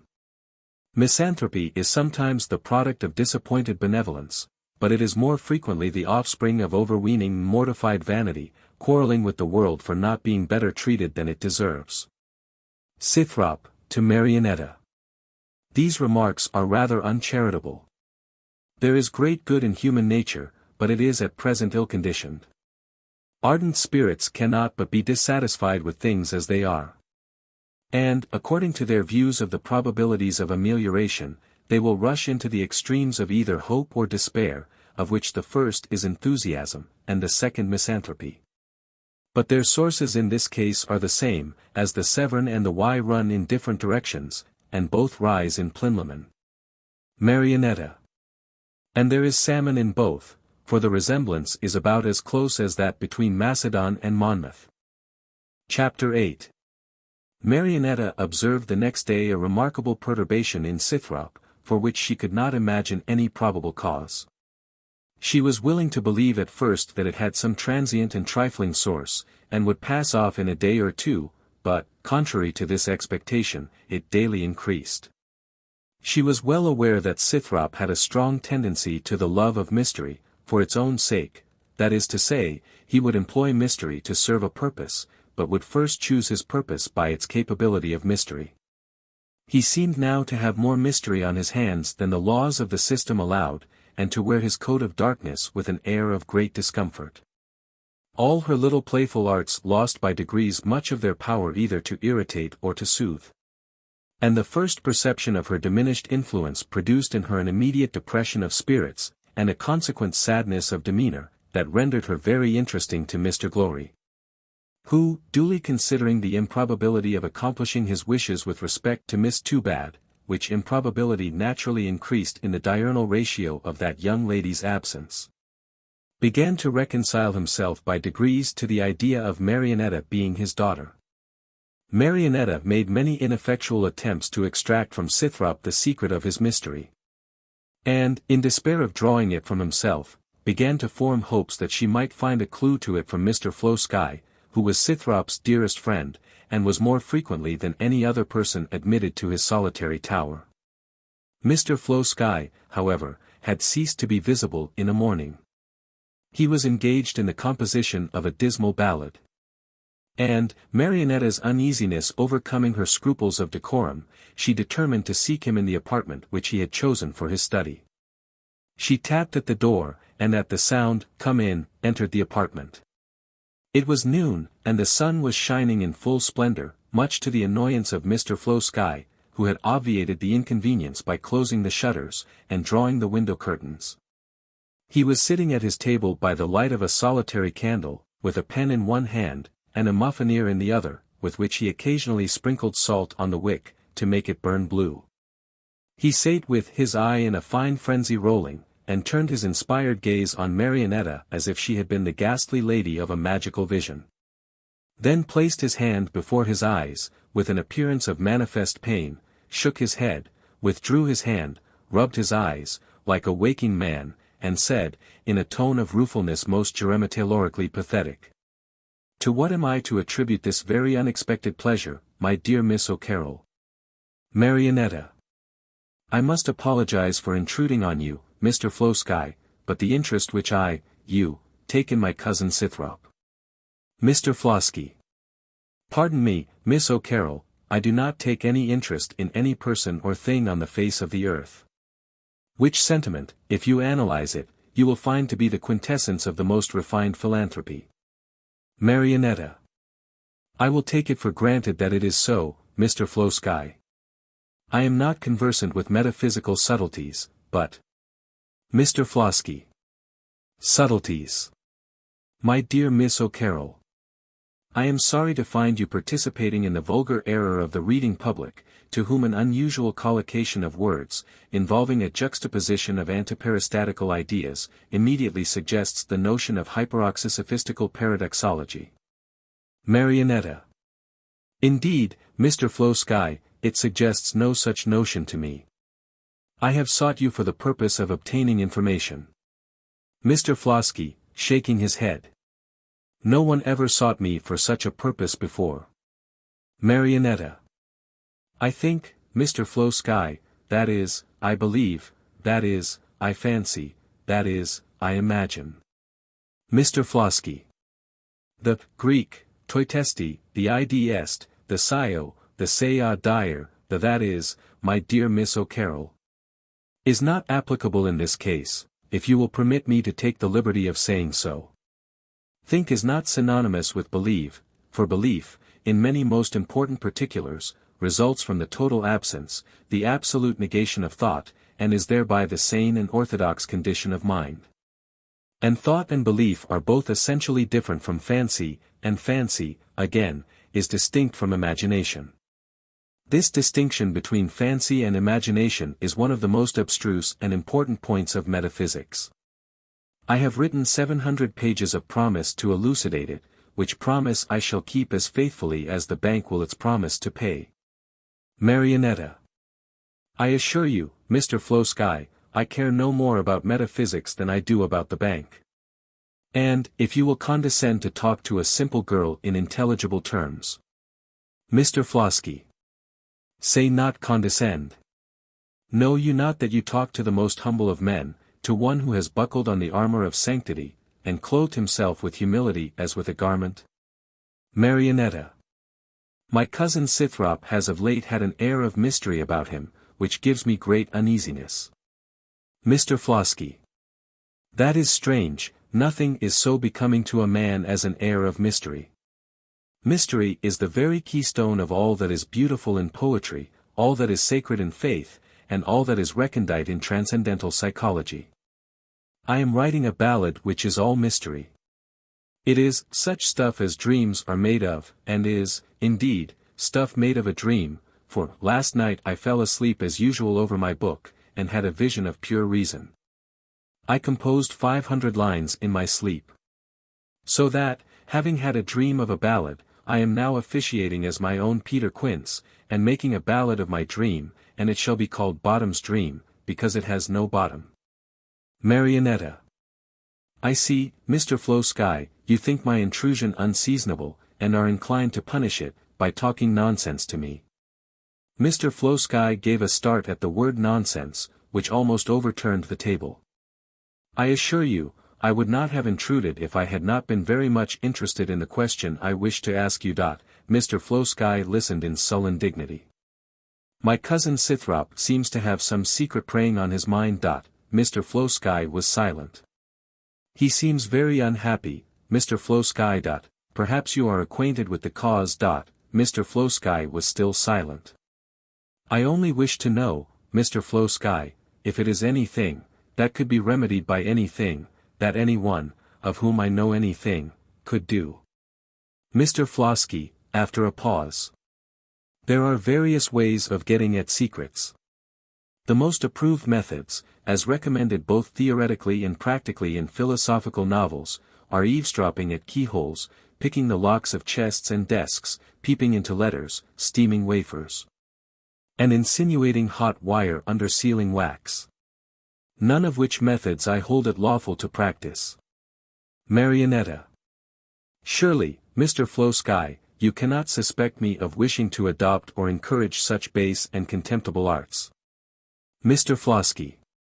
Yet are they recommended, and with well-strung reasons, by writers of gravity and note, as simple and easy methods of studying character, and gratifying that laudable curiosity which aims at the knowledge of man. Marionetta. I am as ignorant of this morality which you do not approve, as of the metaphysics which you do. I should be glad to know by your means, what is the matter with my cousin. I do not like to see him unhappy, and I suppose there is some reason for it. Mr. Flosky. Now I should rather suppose there is no reason for it. It is the fashion to be unhappy. To have a reason for being so would be exceedingly commonplace. To be so without any is the province of genius. The art of being miserable for misery's sake, has been brought to great perfection in our days. And the ancient Odyssey, which held forth a shining example of the endurance of real misfortune, will give place to a modern one, setting out a more instructive picture of querulous impatience under imaginary evils. Marionetta. Will you oblige me, Mr. Flosky, by giving me a plain answer to a plain question? Mr. Flosky. It is impossible, my dear Miss O'Carroll. I never gave a plain answer to a question in my life. Marionetta. Do you, or do you not, know what is the matter with my cousin? Mr. Flosky. To say that I do not know, would be to say that I am ignorant of something. And God forbid, that a transcendental metaphysician, who has pure anticipated cognitions of everything, and carries the whole science of geometry in his head without ever having looked into Euclid, should fall into so empirical an error as to declare himself ignorant of anything. To say that I do know, would be to pretend to positive and circumstantial knowledge touching present matter of fact, which, when you consider the nature of evidence, and the various lights in which the same thing may be seen. Marionetta. I see, Mr. Flosky, that either you have no information, or are determined not to impart it. And I beg your pardon for having given you this unnecessary trouble. Mr. Flosky. My dear Miss O'Carroll, it would have given me great pleasure to have said anything that would have given you pleasure. But if any person living could make report of having obtained any information on any subject from Ferdinando Flosky, my transcendental reputation would be ruined forever. Chapter 9. Scythrop grew every day more reserved, mysterious, and distrait, and gradually lengthened the duration of his diurnal seclusions in his tower.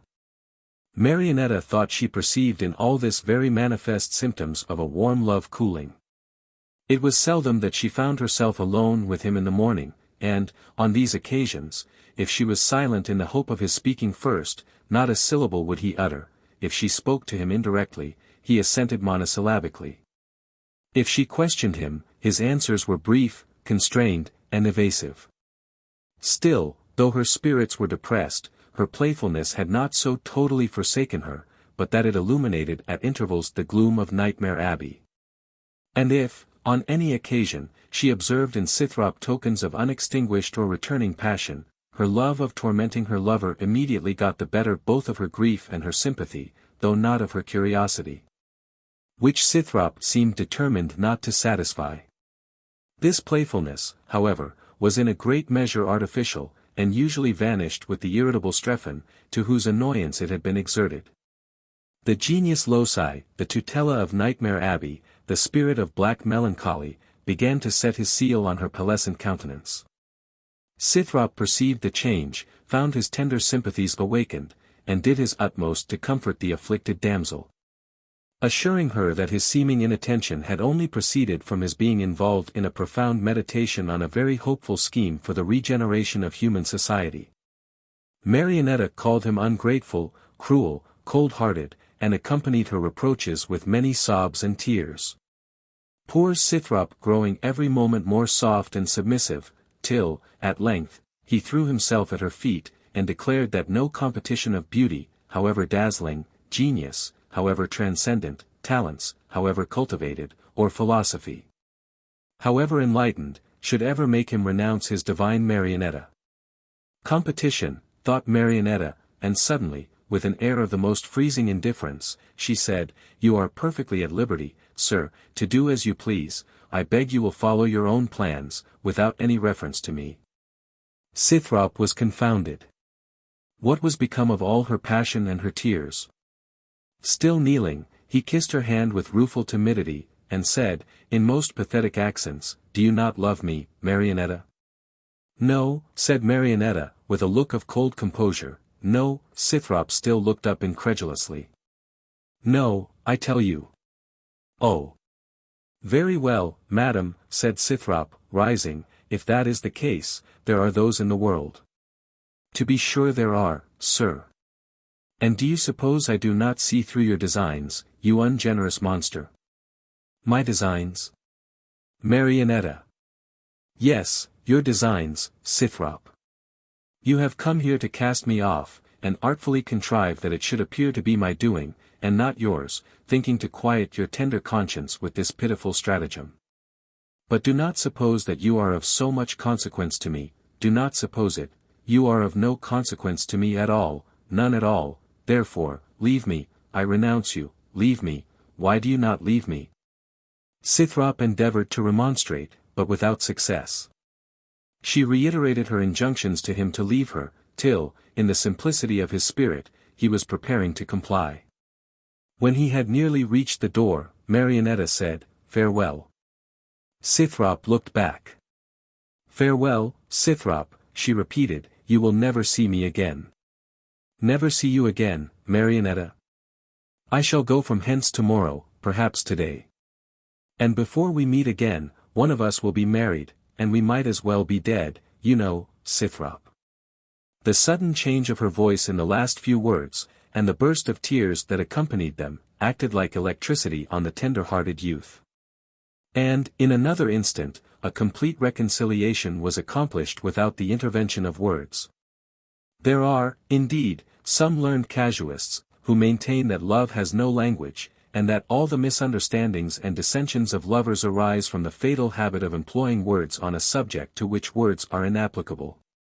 That love, beginning with looks, that is to say, with the physiognomical expression of congenial mental dispositions, tends through a regular gradation of signs and symbols of affection, to that consummation which is most devoutly to be wished. And that it neither is necessary that there should be, nor probable that there would be, a single word spoken from first to last between two sympathetic spirits, were it not that the arbitrary institutions of society have raised, at every step of this very simple process, so many complicated impediments and barriers in the shape of settlements and ceremonies, parents and guardians, lawyers, Jew-brokers, and parsons, that many an adventurous knight, who, in order to obtain the conquest of the Hesperian fruit, is obliged to fight his way through all these monsters, is either repulsed at the onset, or vanquished before the achievement of his enterprise, and such a quantity of unnatural talking is rendered inevitably necessary through all the stages of the progression, that the tender and volatile spirit of love often takes flight on the pinions of some of the Greek hypia pteroenta, or winged words which are pressed into his service in despite of himself. At this conjuncture, Mr. Glowry entered, and sitting down near them, said, "I see how it is, and, as we are all sure to be miserable do what we may, there is no need of taking pains to make one another more so. Therefore, with God's blessing and mine, they're joining their hands as he spoke." Scythrop was not exactly prepared for this decisive step, but he could only stammer out, "Really, sir, you are too good." And Mr. Glowry departed to bring Mr. Hilary to ratify the act. Now, whatever truth there may be in the theory of love and language, of which we have so recently spoken, certain it is, that during Mr. Glowry's absence, which lasted half an hour, not a single word was said by either Scythrop or Marionetta. Mr. Glowry returned with Mr. Hilary, who was delighted at the prospect of so advantageous an establishment for his orphan niece, of whom he considered himself in some manner the guardian, and nothing remained, as Mr. Glowry observed, but to fix the day. Marionetta blushed, and was silent. Scythrop was also silent for a time, and at length hesitatingly said, "My dear sir, your goodness overpowers me, but really you are so precipitate."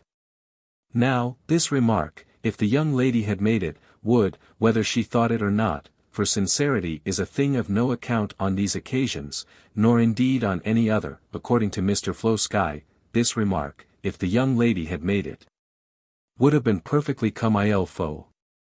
But, being made by the young gentleman, it was tout autre chose, and was, indeed, in the eyes of his mistress, a most heinous and irremissible offence. Marionetta was angry, very angry, but she concealed her anger, and said, calmly and coldly, "Certainly, you are much too precipitate, Mr. Glowry. I assure you, sir, I have by no means made up my mind. And, indeed, as far as I know it, it inclines the other way, but it will be quite time enough to think of these matters 7 years hence." Before surprise permitted reply, the young lady had locked herself up in her own apartment. "Why, Scythrop," said Mr. Glowry, elongating his face exceedingly, "the devil is come among us sure enough, as Mr. Toobad observes. I thought you and Marionetta were both of a mind." "So we are, I believe, sir," said Scythrop, gloomily, and stalked away to his tower. "Mr. Glowry," said Mr. Hilary, "I do not very well understand all this." "Whims, brother Hilary," said Mr. Glowry, "some little foolish love quarrel, nothing more. Whims, freaks, April showers. They will be blown over by tomorrow." "If not," said Mr. Hilary, "these April showers have made us April fools." "Ah!"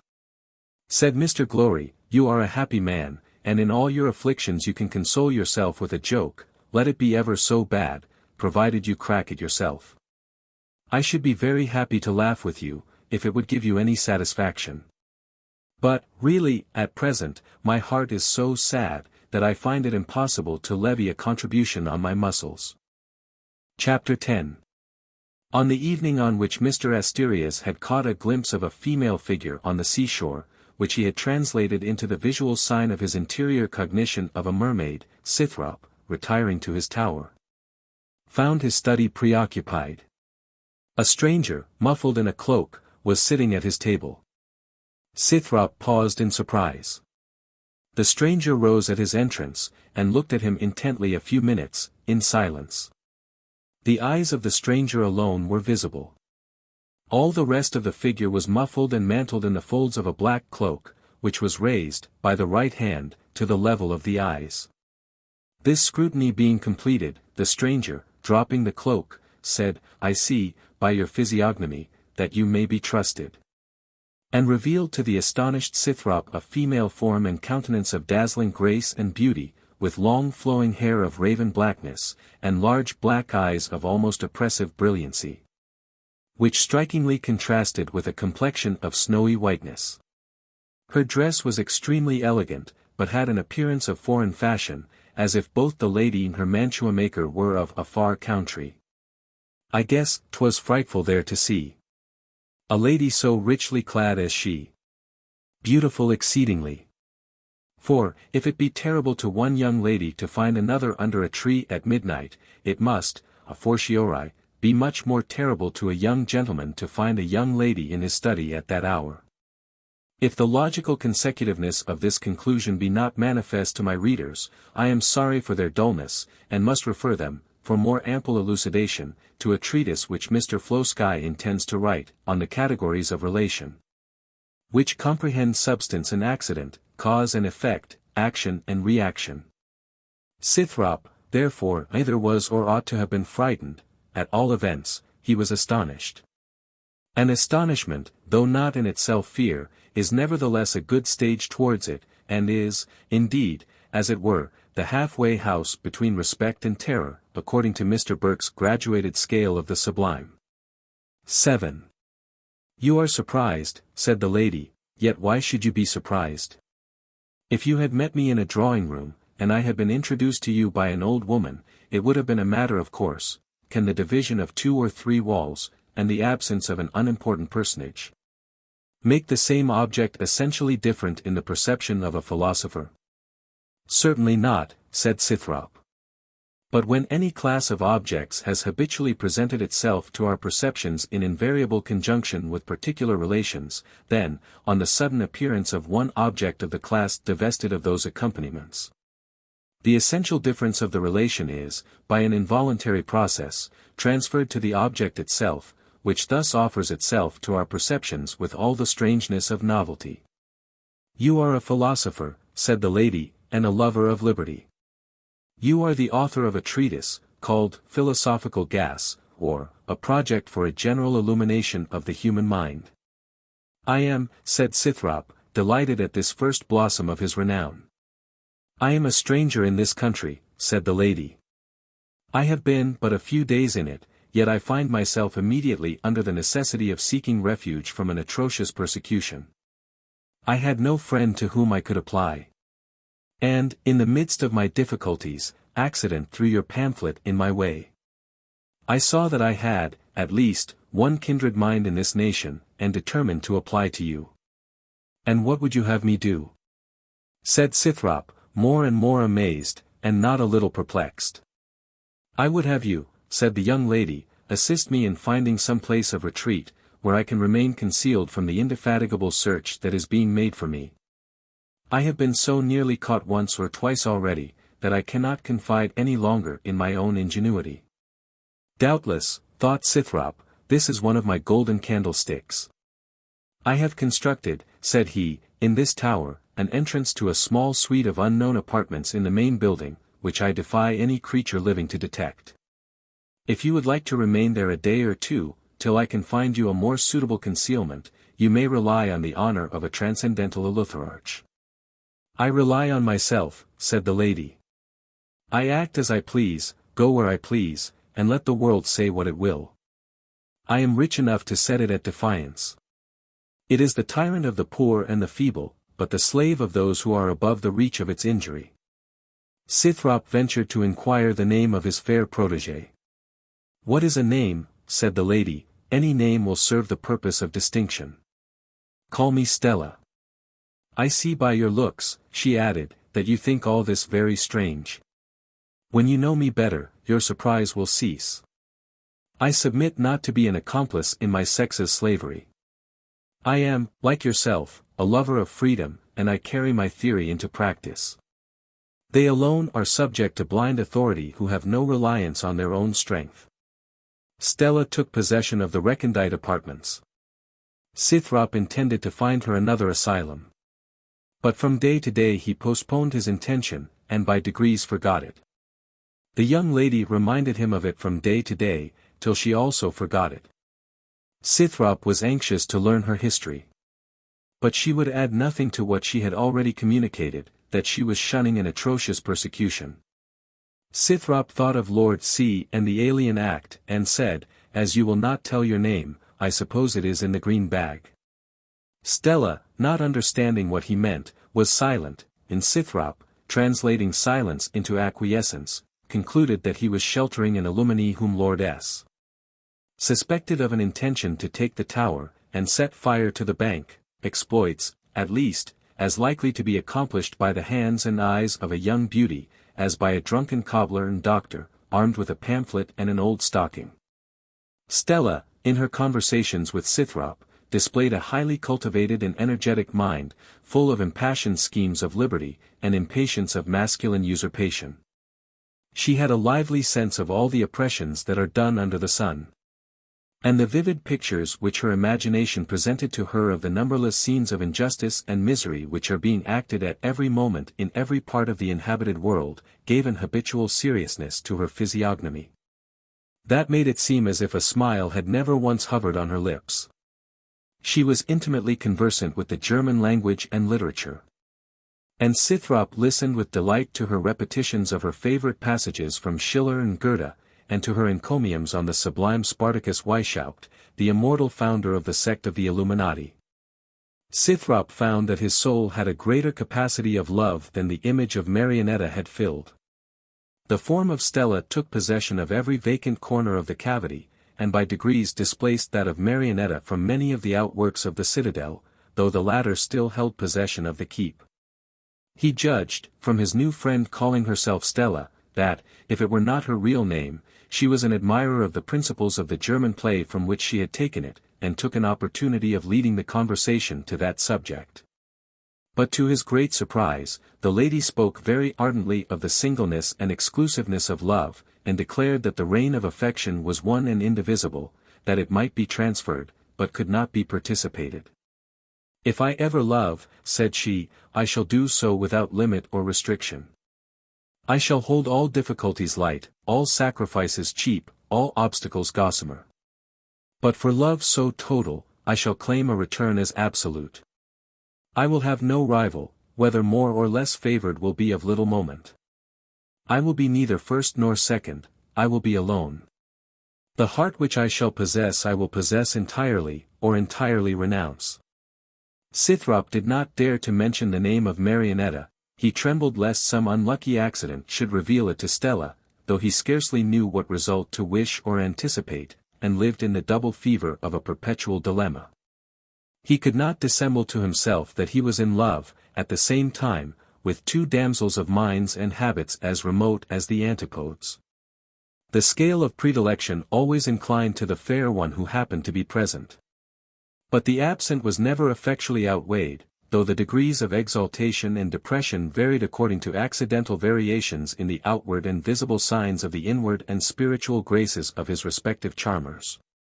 Passing and repassing several times a day from the company of the one to that of the other, he was like a shuttlecock between two battledores, changing its direction as rapidly as the oscillations of a pendulum.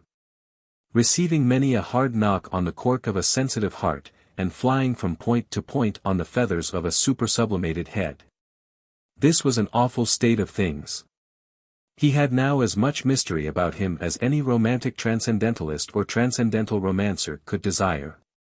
He had his esoterical and his exoterical love. He could not endure the thought of losing either of them, but he trembled when he imagined the possibility that some fatal discovery might deprive him of both. The old proverb concerning two strings to a bow gave him some gleams of comfort. But that concerning two stools occurred to him more frequently, and covered his forehead with a cold perspiration. With Stella, he could indulge freely in all his romantic and philosophical visions. He could build castles in the air, and she would pile towers and turrets on the imaginary edifices. With Marionetta it was otherwise. She knew nothing of the world and society beyond the sphere of her own experience. Her life was all music and sunshine, and she wondered what anyone could see to complain of in such a pleasant state of things. She loved Scythrop, she hardly knew why.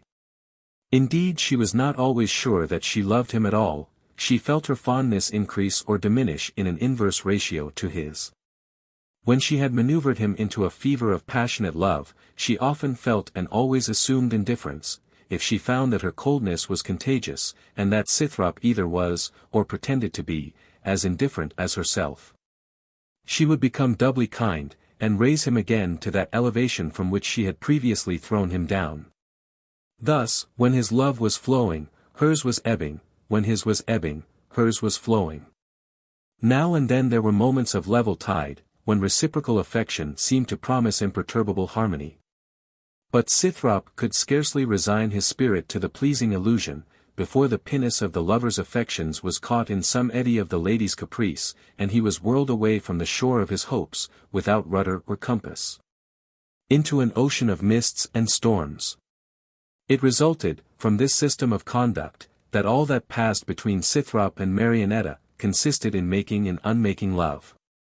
He had no opportunity to take measure of her understanding by conversations on general subjects, and on his favorite designs.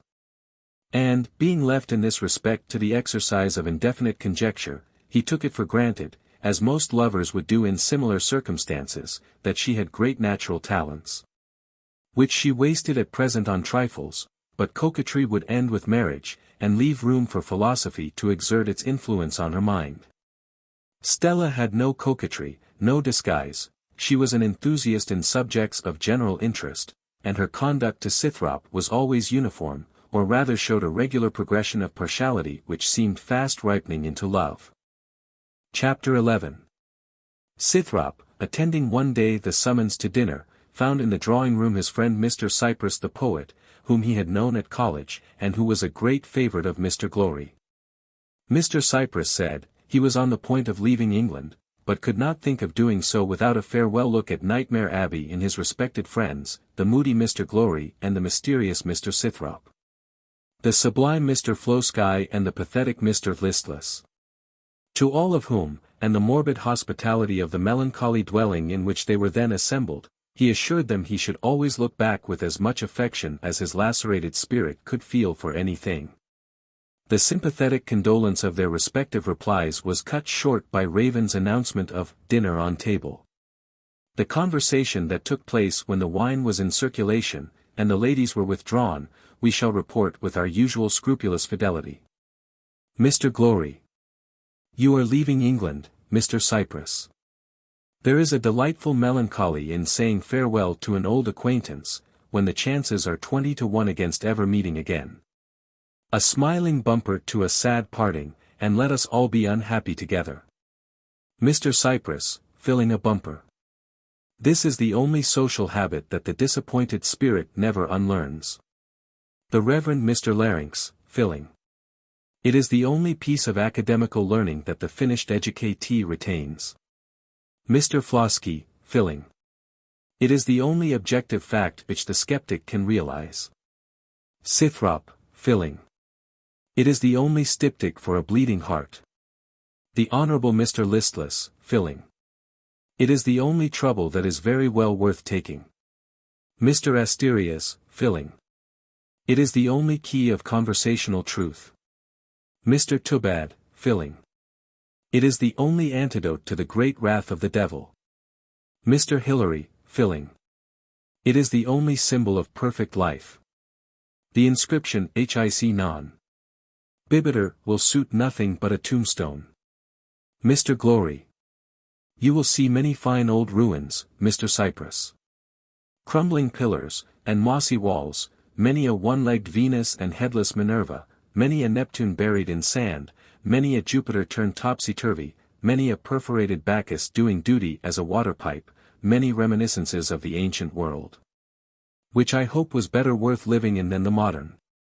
Though, for myself, I care not a straw more for one than the other, and would not go 20 miles to see anything that either could show. Mr. Cypress. It is something to seek, Mr. Glowry. The mind is restless, and must persist in seeking, though to find is to be disappointed. Do you feel no aspirations towards the countries of Socrates and Cicero?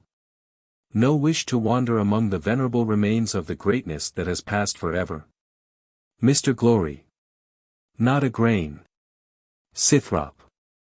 It is, indeed, much the same as if a lover should dig up the buried form of his mistress, and gaze upon relics which are anything but herself, to wander among a few mouldy ruins, that are only imperfect indexes to lost volumes of glory, and meet at every step the more melancholy ruins of human nature, a degenerate race of stupid and shriveled slaves, grovelling in the lowest depths of servility and superstition. The Honourable Mr. Listless. It is the fashion to go abroad. I have thought of it myself, but am hardly equal to the exertion. To be sure, a little eccentricity and originality are allowable in some cases. And the most eccentric and original of all characters is an Englishman who stays at home. Scythrop. I should have no pleasure in visiting countries that are past all hope of regeneration. There is great hope of our own. And it seems to me that an Englishman, who, either by his station in society, or by his genius, or, as in your instance, Mr. Cypress, by both, has the power of essentially serving his country in its arduous struggle with its domestic enemies, yet forsakes his country, which is still so rich in hope, to dwell in others which are only fertile in the ruins of memory, does what none of those ancients, whose fragmentary memorials you venerate, would have done in similar circumstances. Mr. Cypress. Sir, I have quarrelled with my wife, and a man who has quarrelled with his wife is absolved from all duty to his country. I have written an ode to tell the people as much, and they may take it as they list. Scythrop. Do you suppose, if Brutus had quarrelled with his wife, he would have given it as a reason to Cassius for having nothing to do with his enterprise? Or would Cassius have been satisfied with such an excuse? Mr. Flosky. Brutus was a senator, so is our dear friend, but the cases are different. Brutus had some hope of political good, Mr. Cypress has none. How should he, after what we have seen in France? Scythrop. A Frenchman is born in harness, ready saddled, bit, and bridled, for any tyrant to ride. He will fawn under his rider one moment, and throw him and kick him to death the next. But another adventurer springs on his back, and by dint of whip and spur on he goes as before. We may, without much vanity, hope better of ourselves. Mr. Cypress. I have no hope for myself or for others. Our life is a false nature. It is not in the harmony of things, it is an all-blasting upas, whose root is earth, and whose leaves are the skies which rain their poison dews upon mankind. We wither from our youth, we gasp with unslaked thirst for unattainable good. Lured from the first to the last by phantoms, love, fame, ambition, avarice, all idle, and all ill, one meteor of many names, that vanishes in the smoke of death. 8. Mr. Flosky. A most delightful speech, Mr. Cypress. A most amiable and instructive philosophy. You have only to impress its truth on the minds of all living men, and life will then, indeed, be the desert and the solitude. And I must do you, myself, and our mutual friends, the justice to observe, that let society only give fair play at one and the same time, as I flatter myself it is inclined to do, to your system of morals, and my system of metaphysics. And Scythrop's system of politics, and Mr. Listless' system of manners, and Mr. Toobad's system of religion, and the result will be as fine a mental chaos as even the immortal Kant himself could ever have hoped to see. In the prospect of which I rejoice. Mr. Hilary. Certainly, ancient, it is not a thing to rejoice at. I am one of those who cannot see the good that is to result from all this mystifying and bloodevilling of society. The contrast it presents to the cheerful and solid wisdom of antiquity is too forcible not to strike any one who has the least knowledge of classical literature. To represent vice and misery as the necessary accompaniments of genius, is as mischievous as it is false, and the feeling is as unclassical as the language in which it is usually expressed. Mr. Toobad. It is our calamity. The devil has come among us, and has begun by taking possession of all the cleverest fellows. Yet, forsooth, this is the enlightened age. Marry, how? Did our ancestors go peeping about with dark lanterns, and do we walk at our ease in broad sunshine? Where is the manifestation of our light? By what symptoms do you recognize it? What are its signs, its tokens, its symptoms, its symbols, its categories, its conditions? What is it, and why? How, where, when is it to be seen, felt, and understood? What do we see by it which our ancestors saw not, and which at the same time is worth seeing? We see 100 men hanged, where they saw one. We see 500 transported, where they saw one. We see 5,000 in the workhouse, where they saw one. We see scores of Bible societies, where they saw none. We see paper, where they saw gold. We see men in stays, where they saw men in armor. We see painted faces, where they saw healthy ones. We see children perishing in manufactories, where they saw them flourishing in the fields. We see prisons, where they saw castles. We see masters, where they saw representatives. In short, they saw true men, where we see false knaves. They saw Milton, and we see Mr. Sackbut. Mr. Flosky. The false knave, sir, is my honest friend, therefore, I beseech you, let him be countenanced. God forbid, but a knave should have some countenance at his friend's request. Mr. Toobad. Good men and true, was their common term, like the chalos chigothos of the Athenians. It is so long since men have been either good or true, that it is to be questioned which is most obsolete, the fact or the phraseology. Mr. Cypress. There is no worth nor beauty but in the mind's idea. Love sows the wind and reaps the whirlwind. 9 Confusion, thrice confounded, is the portion of him who rests even for an instant on that most brittle of reeds, the affection of a human being. The sum of our social destiny is to inflict or to endure. 10. Mr. Hilary.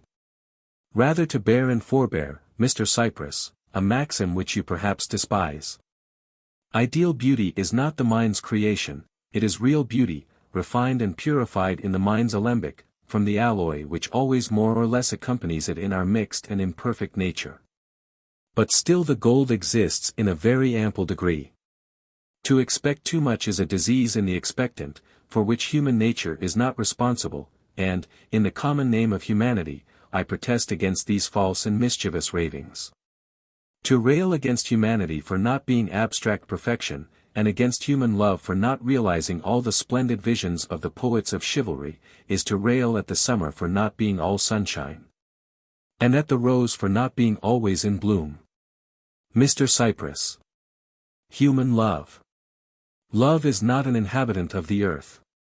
We worship him as the Athenians did their unknown god, but broken hearts are the martyrs of his faith, and the eye shall never see the form which fantasy paints, and which passion pursues through paths of delusive beauty. Among flowers whose odors are agonies, and trees whose gums are poison. 11. Mr. Hilary. You talk like a Rosicrucian, who will love nothing but a sylph, who does not believe in the existence of a sylph, and who yet quarrels with the whole universe for not containing a sylph. Mr. Cypress. The mind is diseased of its own beauty, and fevers into false creation. The forms which the sculptor's soul has seized exist only in himself. 12. Mr. Flosky. Permit me to dissect. They are the mediums of common forms combined, and arranged into a common standard. The ideal beauty of the Helen of Zeuxis was the combined medium of the real beauty of the virgins of Crotona. Mr. Hilary. But to make ideal beauty the shadow in the water, and, like the dog in the fable, to throw away the substance in catching at the shadow, is scarcely the characteristic of wisdom, whatever it may be of genius. To reconcile man as he is to the world as it is, to preserve and improve all that is good, and destroy or alleviate all that is evil, in physical and moral nature, have been the hope and aim of the greatest teachers and ornaments of our species. I will say, too, that the highest wisdom and the highest genius have been invariably accompanied with cheerfulness. We have sufficient proofs on record that Shakespeare and Socrates were the most festive of companions. But now the little wisdom and genius we have seem to be entering into a conspiracy against cheerfulness. Mr. Toobad. How can we be cheerful with the devil among us? The Honorable Mr. Listless. How can we be cheerful when our nerves are shattered? Mr. Flosky. How can we be cheerful when we are surrounded by a reading public, that is growing too wise for its betters? Scythrop. How can we be cheerful when our great general designs are crossed every moment by our little particular passions? Mr. Cypress. How can we be cheerful in the midst of disappointment and despair? Mr. Glowry. Let us all be unhappy together. Mr. Hilary. Let us sing a catch. Mr. Glowry. No, a nice tragical ballad. The Norfolk tragedy to the tune of the 100th Psalm. Mr. Hilary. I say a catch. Mr. Glowry. I say no. A song from Mr. Cypress. All. A song from Mr. Cypress. Mr. Cypress sung. There is a fever of the spirit. The brand of Cain's unresting doom, which in the lone dark souls that bear it, glows like the lamp in Tullia's tomb. Unlike that lamp, its subtle fire burns, blasts, consumes its cell. The heart. Till, one by one, hope, joy, desire, like dreams of shadowy smoke depart. When hope, love, life itself, are only dust, spectral memories, dead and cold. The unfed fire burns bright and lonely, like that undying lamp of old. And by that drear illumination, till time its clay-built home has rent, thought broods on feeling's desolation. The soul is its own monument. Mr. Glowry. Admirable. Let us all be unhappy together. Mr. Hilary. Now, I say again, a catch. The Reverend Mr. Larynx. I am for you. Me Hilary. Seaman 3. The Reverend Mr. Larynx. Agreed. I'll be Harry Gill, with the voice of 3. Begin. Mr. Hilary and the Reverend Mr. Larynx. Seaman 3. I what men be ye? Gotham's 3 wise men we be. Whither in your bowls so free? To rake the moon from out the sea. The bowl goes trim. The moon doth shine. And our ballast is old wine. And your ballast is old wine. Who art thou, so fast adrift? I am he they call Old Care. Here on board we will thee lift. No, I may not enter there. Wherefore so? 'Tis Jove's decree. In a bowl Care may not be. In a bowl Care may not be. Pair ye not the waves that roll? No, in charmed bowl we swim. What the charm that floats the bowl? Water may not pass the brim. The bowl goes trim. The moon doth shine. And our ballast is old wine. And your ballast is old wine. This catch was so well executed by the spirit and science of Mr. Hilary, and the deep triune voice of the reverend gentleman, that the whole party, in spite of themselves, caught the contagion, and joined in chorus at the conclusion, each raising a bumper to his lips. The bowl goes trim, the moon doth shine. And our ballast is old wine. Mr. Cypress, having his ballast on board, stepped, the same evening, into his bowl, or travelling chariot, and departed to rake seas and rivers, lakes and canals, for the moon of ideal beauty. Chapter 12. It was the custom of the Honourable Mr. Listless, on adjourning from the bottle to the ladies, to retire for a few moments to make a second toilette, that he might present himself in becoming taste. Fat Out, attending as usual, appeared with a countenance of great dismay, and informed his master that he had just ascertained that the abbey was haunted. Mrs. Hilary's gentlewoman, for whom Fat Out had lately conceived a tendresse, had been, as she expressed it, fritted out of her 17 senses the preceding night, as she was retiring to her bedchamber, by a ghastly figure which she had met stalking along one of the galleries, wrapped in a white shroud, with a bloody turban on its head. She had fainted away with fear, and, when she recovered, she found herself in the dark, and the figure was gone. Sacre, cochon, bleu! Exclaimed Fat Out, giving very deliberate emphasis to every portion of his terrible oath, I vould not meet de revenant, de ghost, non, not for all de boule de punch in de world. Fat Out, said the Honourable Mr. Listless, did I ever see a ghost? Jamais, monsieur, never. Then I hope I never shall, for, in the present shattered state of my nerves, I am afraid it would be too much for me. There, loosen the lace of my stays a little, for really this plebeian practice of eating, not too loose, consider my shape. That will do. And I desire that you bring me no more stories of ghosts. For, though I do not believe in such things, yet, when one is awake in the night, one is apt, if one thinks of them, to have fancies that give one a kind of a chill, particularly if one opens one's eyes suddenly on one's dressing gown, hanging in the moonlight, between the bed and the window. The Honourable Mr. Listless, though he had prohibited Fat Out from bringing him any more stories of ghosts, could not help thinking of that which Fat Out had already brought.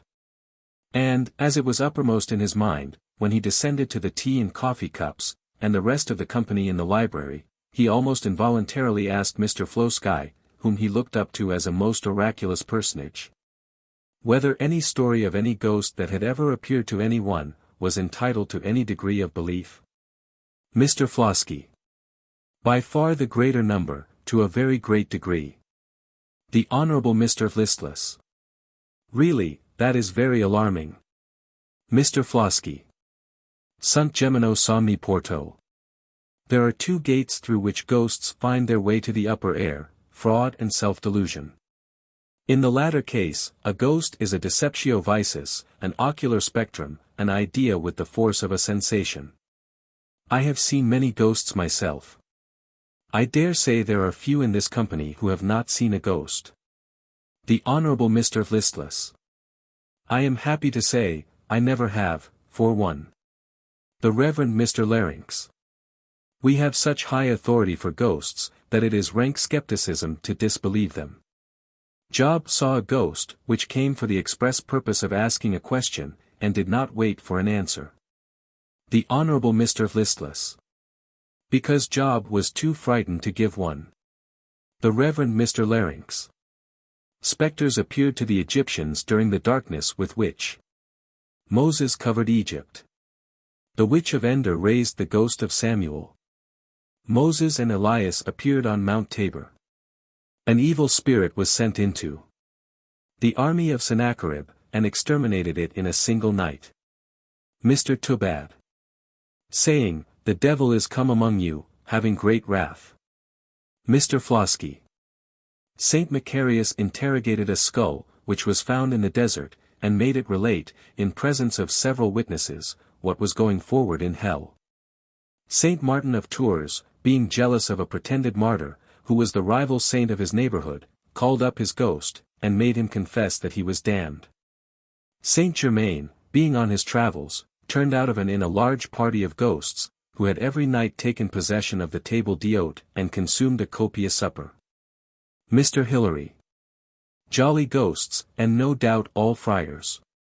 A similar party took possession of the cellar of M. Sweebach, the painter, in Paris, drank his wine, and threw the empty bottles at his head. The Reverend Mr. Larynx. An atrocious act. Mr. Flosky. Pausanias relates, that the neighing of horses and the tumult of combatants were heard every night on the field of Marathon, that those who went purposely to hear these sounds suffered severely for their curiosity. But those who heard them by accident passed with impunity. The Reverend Mr. Larynx. I once saw a ghost myself, in my study, which is the last place where any one but a ghost would look for me. I had not been into it for 3 months, and was going to consult Tillotson, when, on opening the door, I saw a venerable figure in a flannel dressing gown, sitting in my armchair, and reading my Jeremy Taylor. It vanished in a moment, and so did I, and what it was or what it wanted I have never been able to ascertain. Mr. Flosky. It was an idea with the force of a sensation. It is seldom that ghosts appeal to 2 senses at once. But, when I was in Devonshire, the following story was well attested to me. A young woman, whose lover was at sea, returning one evening over some solitary fields, saw her lover sitting on a stile over which she was to pass. Her first emotions were surprise and joy, but there was a paleness and seriousness in his face that made them give place to alarm. She advanced towards him, and he said to her, in a solemn voice, the eye that hath seen me shall see me no more. Thine eye is upon me, but I am not. And with these words he vanished, and on that very day and hour, as it afterwards appeared, he had perished by shipwreck. The whole party now drew round in a circle, and each related some ghostly anecdote, heedless of the flight of time, till, in a pause of the conversation, they heard the hollow tongue of midnight sounding 12. Mr. Hilary. All these anecdotes admit of solution on psychological principles. It is more easy for a soldier, a philosopher, or even a saint, to be frightened at his own shadow, than for a dead man to come out of his grave. Medical writers cite 1,000 singular examples of the force of imagination. Persons of feeble, nervous, melancholy temperament, exhausted by fever, by labor, or by spare diet, will readily conjure up, in the magic ring of their own fantasy, spectres, gorgons, chimeras, and all the objects of their hatred and their love. We are most of us like Don Quixote, to whom a windmill was a giant, and Dulcinea a magnificent princess, all more or less the dupes of our own imagination, though we do not all go so far as to see ghosts, or to fancy ourselves pipkins and teapots. Mr. Flosky. I can safely say I have seen too many ghosts myself to believe in their external existence. I have seen all kinds of ghosts, black spirits and white, red spirits and grey. Some in the shapes of venerable old men, who have met me in my rambles at noon, some of beautiful young women, who have peeped through my curtains at midnight. The Honourable Mr. Listless. And have proved, I doubt not, palpable to feeling as to sight. Mr. Flosky. By no means, sir. You reflect upon my purity. Myself and my friends, particularly my friend Mr. Sackbut, are famous for our purity. No, sir, genuine untangible ghosts. I live in a world of ghosts. I see a ghost at this moment. Mr. Flosky fixed his eyes on a door at the farther end of the library. The company looked in the same direction. The door silently opened, and a ghastly figure, shrouded in white drapery, with the semblance of a bloody turban on its head, entered and stalked slowly up the apartment.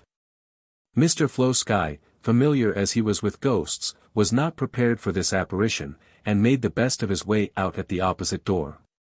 Mrs. Hilary in Marionetta followed, screaming. The Honourable Mr. Listless, by 2 turns of his body, rolled first off the sofa and then under it. The Reverend Mr. Larynx leaped up and fled with so much precipitation, that he overturned the table on the foot of Mr. Glowry.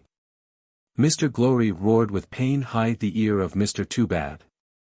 Mr. Toobad's alarm so bewildered his senses, that, missing the door, he threw up one of the windows, jumped out in his panic, and plunged over head and ears in the moat.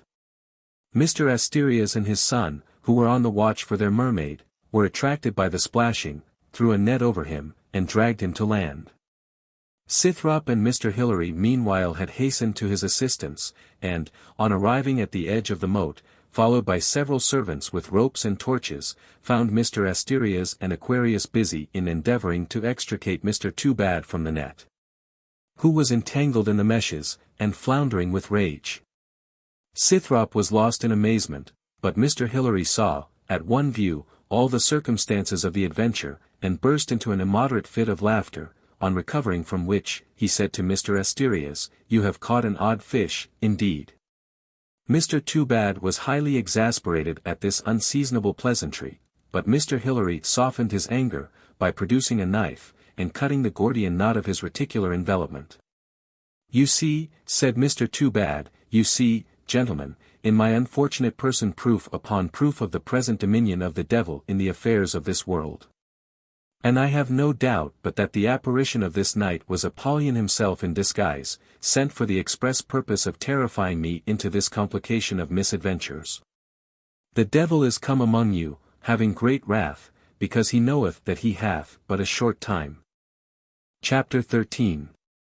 Mr. Glowry was much surprised, on occasionally visiting Scythrop's tower, to find the door always locked, and to be kept sometimes waiting many minutes for admission, during which he invariably heard a heavy rolling sound like that of a ponderous mangle, or of a wagon on a weighing bridge, or of theatrical thunder.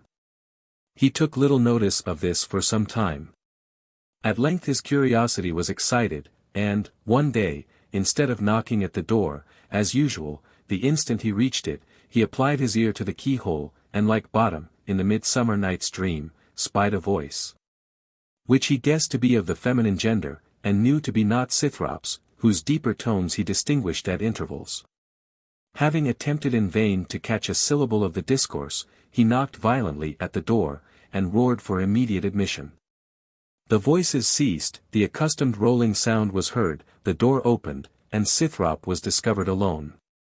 Mr. Glowry looked round to every corner of the apartment, and then said, "Where is the lady?" "The lady, sir," said Scythrop. "Yes, sir, the lady." "Sir, I do not understand you." "You don't, sir." "No, indeed, sir. There is no lady here." "But, sir, this is not the only apartment in the tower, and I make no doubt there is a lady upstairs. You are welcome to search, sir. Yes, and while I am searching, she will slip out from some lurking place, and make her escape. You may lock this door, sir, and take the key with you. But there is the terrace door, she has escaped by the terrace. The terrace, sir, has no other outlet, and the walls are too high for a lady to jump down. Well, sir, give me the key. Mr. Glowry took the key, searched every nook of the tower, and returned. You are a fox, Scythrop, you are an exceedingly cunning fox, with that demure visage of yours. What was that lumbering sound I heard before you opened the door? Sound, sir. Yes, sir, sound. My dear sir, I am not aware of any sound, except my great table, which I moved on rising to let you in. The table, let me see that. No, sir, not a 10th part heavy enough, not a 10th part. But, sir, you do not consider the laws of acoustics, a whisper becomes a peal of thunder in the focus of reverberation. Allow me to explain this. Sound striking on concave surfaces are reflected from them, and, after reflection, converge to points which are the foci of these surfaces. It follows, therefore, that the ear may be so placed in one, as that it shall hear a sound better than when situated nearer to the point of the first impulse, again, in the case of two concave surfaces placed opposite to each other. Nonsense. Sir. Don't tell me of foci. Pray, sir, will concave surfaces produce two voices when nobody speaks? I heard two voices, and one was feminine, sir, what say you to that? Oh, sir, I perceive your mistake, I am writing a tragedy, and was acting over a scene to myself. To convince you, I will give you a specimen, but you must first understand the plot. It is a tragedy on the German model. The Great Mogul is in exile, and has taken lodgings at Kensington, with his only daughter, the Princess Rantrarina, who takes in needlework, and keeps a day school. The princess is discovered hemming a set of shirts for the parson of the parish, they are to be marked with a large R. Enter to her the Great Mogul. A pause, during which they look at each other expressively. The princess changes color several times. The Mogul takes snuff in great agitation. Several grains are heard to fall on the stage. His heart is seen to beat through his upper Benjamin. The Mogul, with a mournful look at his left shoe. My shoestring is broken. The princess, after an interval of melancholy reflection. I know it. The Mogul. My second shoestring. The first broke when I lost my empire, the second has broken today. When will my poor heart break? The princess. Shoestrings, hearts, and empires. Mysterious sympathy. Nonsense, sir, interrupted Mr. Glowry. That is not at all like the voice I heard. But, sir, said Scythrop, a keyhole may be so constructed as to act like an acoustic tube, and an acoustic tube, sir, will modify sound in a very remarkable manner. Consider the construction of the ear, and the nature and causes of sound. The external part of the ear is a cartilaginous funnel. It wa'n't do, Scythrop. There is a girl concealed in this tower, and find her I will. There are such things as sliding panels and secret closets. He sounded round the room with his cane, but detected no hollowness. I have heard, sir, he continued, that during my absence, 2 years ago, you had a dumb carpenter closeted with you day after day. I did not dream that you were laying contrivances for carrying on secret intrigues. Young men will have their way. I had my way when I was a young man, but, sir, when your cousin Marionetta. Scythrop now saw that the affair was growing serious. To have clapped his hand upon his father's mouth, to have entreated him to be silent, would, in the first place, not have made him so, and, in the second, would have shown a dread of being overheard by somebody. His only resource, therefore, was to try to drown Mr. Glowry's voice, and, having no other subject, he continued his description of the ear, raising his voice continually as Mr. Glowry raised his. When your cousin Marionetta, said Mr. Glowry, whom you profess to love, sir. The internal canal of the ear, said Scythrop, is partly bony and partly cartilaginous. This internal canal is actually in the house, sir. And, when you are so shortly to be, as I expect, closed at the further end by the membrana tympani, joined together in holy matrimony, under which is carried a branch of the fifth pair of nerves. I say, sir, when you are so shortly to be married to your cousin, Marionetta, the cavita's tympani. A loud noise was heard behind the bookcase, which, to the astonishment of Mr. Glowry, opened in the middle, and the massy compartments, with all their weight of books, receding from each other in the manner of a theatrical scene, with a heavy rolling sound, which Mr. Glowry immediately recognized to be the same which had excited his curiosity, disclosed an interior apartment, in the entrance of which stood the beautiful Stella, who, stepping forward, exclaimed, "Married! Is he going to be married? The profligate!" "Really, madam," said Mr. Glowry, "I do not know what he is going to do, or what I am going to do, or what anyone is going to do, for all this is incomprehensible." "I can explain it all," said Scythrop, in a most satisfactory manner, "if you will but have the goodness to leave us alone." "Pray, sir, to which act of the tragedy of the Great Mogul does this incident belong? I entreat you, my dear sir, leave us alone." Stella threw herself into a chair, and burst into a tempest of tears. Scythrop sat down by her, and took her hand. She snatched her hand away, and turned her back upon him. He rose, sat down on the other side, and took her other hand. She snatched it away, and turned from him again. Scythrop continued entreating Mr. Glowry to leave them alone, but the old gentleman was obstinate, and would not go. "I suppose, after all," said Mr. Glowry maliciously, "it is only a phenomenon in acoustics, and this young lady is a reflection of sound from concave surfaces." Some one tapped at the door, Mr. Glowry opened it, and Mr. Hilary entered. He had been seeking Mr. Glowry, and had traced him to Scythrop's tower. He stood a few moments in silent surprise, and then addressed himself to Mr. Glowry for an explanation. "The explanation," said Mr. Glowry, "is very satisfactory.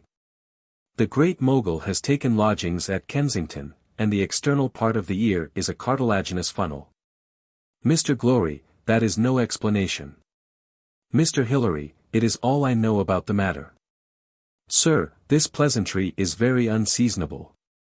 I perceive that my niece is sported with in a most unjustifiable manner, and I shall see if she will be more successful in obtaining an intelligible answer." And he departed in search of Marionetta. Scythrop was now in a hopeless predicament.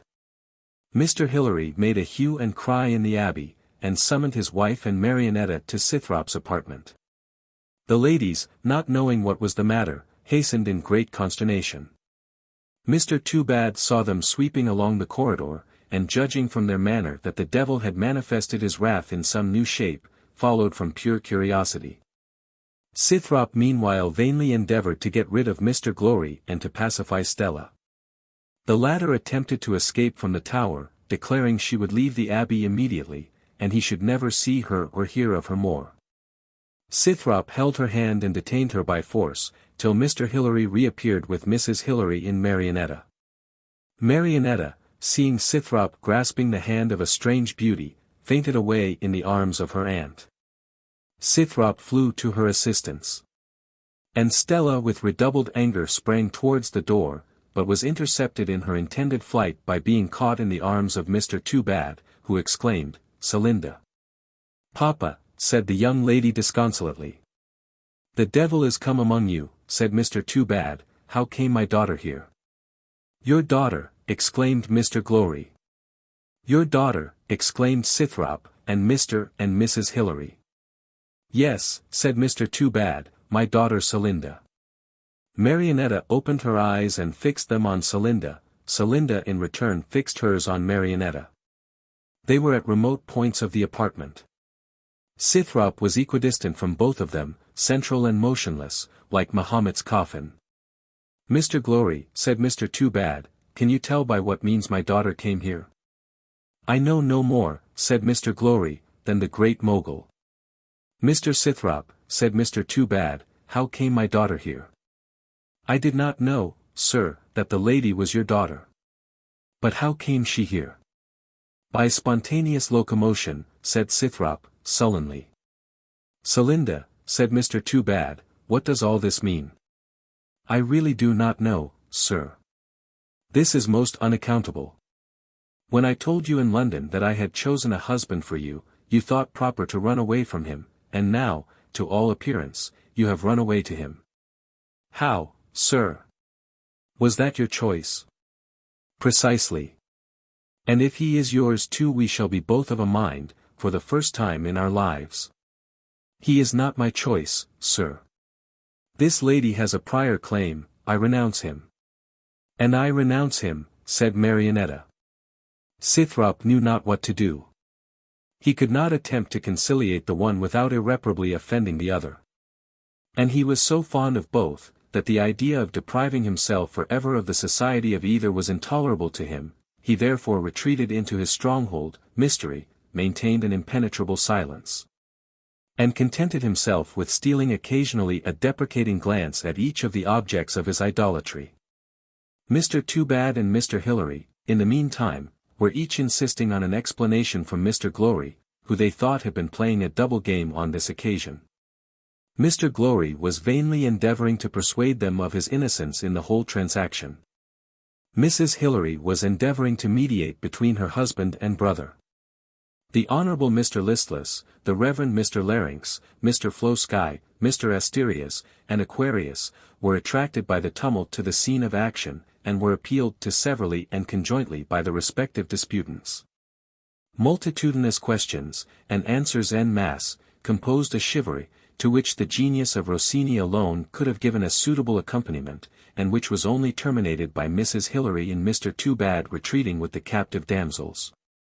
The whole party followed, with the exception of Scythrop, who threw himself into his armchair, crossed his left foot over his right knee, placed the hollow of his left hand on the interior ankle of his left leg, rested his right elbow on the elbow of the chair, placed the ball of his right thumb against his right temple, curved the forefinger along the upper part of his forehead, rested the point of the middle finger on the bridge of his nose, and the points of the two others on the lower part of the palm, fixed his eyes intently on the veins in the back of his left hand, and sat in this position like the immovable Theseus, who, as is well known to many who have not been at college, and to some few who have, sedet, oeternum sedebit. 13. We hope the admirers of the minutiae in poetry and romance will appreciate this accurate description of a pensive attitude. Chapter 14. Scythrop was still in this position when Raven entered to announce that dinner was on table. I cannot come, said Scythrop. Raven sighed. Something is the matter, said Raven, but man is born to trouble. Leave me, said Scythrop, go, and croak elsewhere. Thus it is, said Raven. 25 years have I lived in Nightmare Abbey, and now all the reward of my affection is, go, and croak elsewhere. I have danced you on my knee, and fed you with marrow. Good Raven, said Scythrop, I entreat you to leave me. Shall I bring your dinner here, said Raven. A boiled fowl and a glass of Madeira are prescribed by the faculty in cases of low spirits. But you had better join the party, it is very much reduced already. Reduced? How? The Honourable Mr. Listless is gone. He declared that, what with family quarrels in the morning, and ghosts at night, he could get neither sleep nor peace. And that the agitation was too much for his nerves, though Mr. Glowry assured him that the ghost was only poor Crow walking in his sleep, and that the shroud and bloody turban were a sheet and a red nightcap. Well, sir.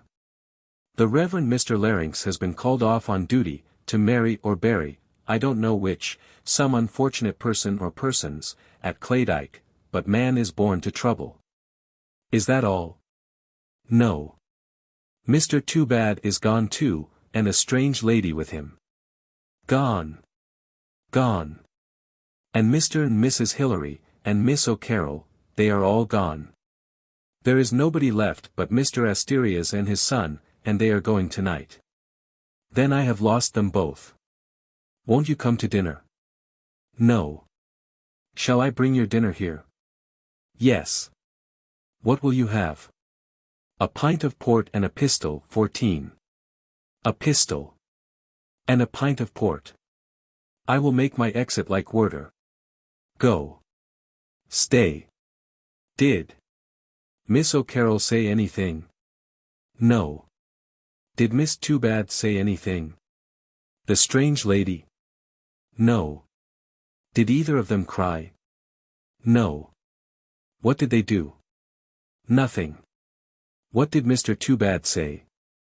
He said, 50 times over, the devil was come among us.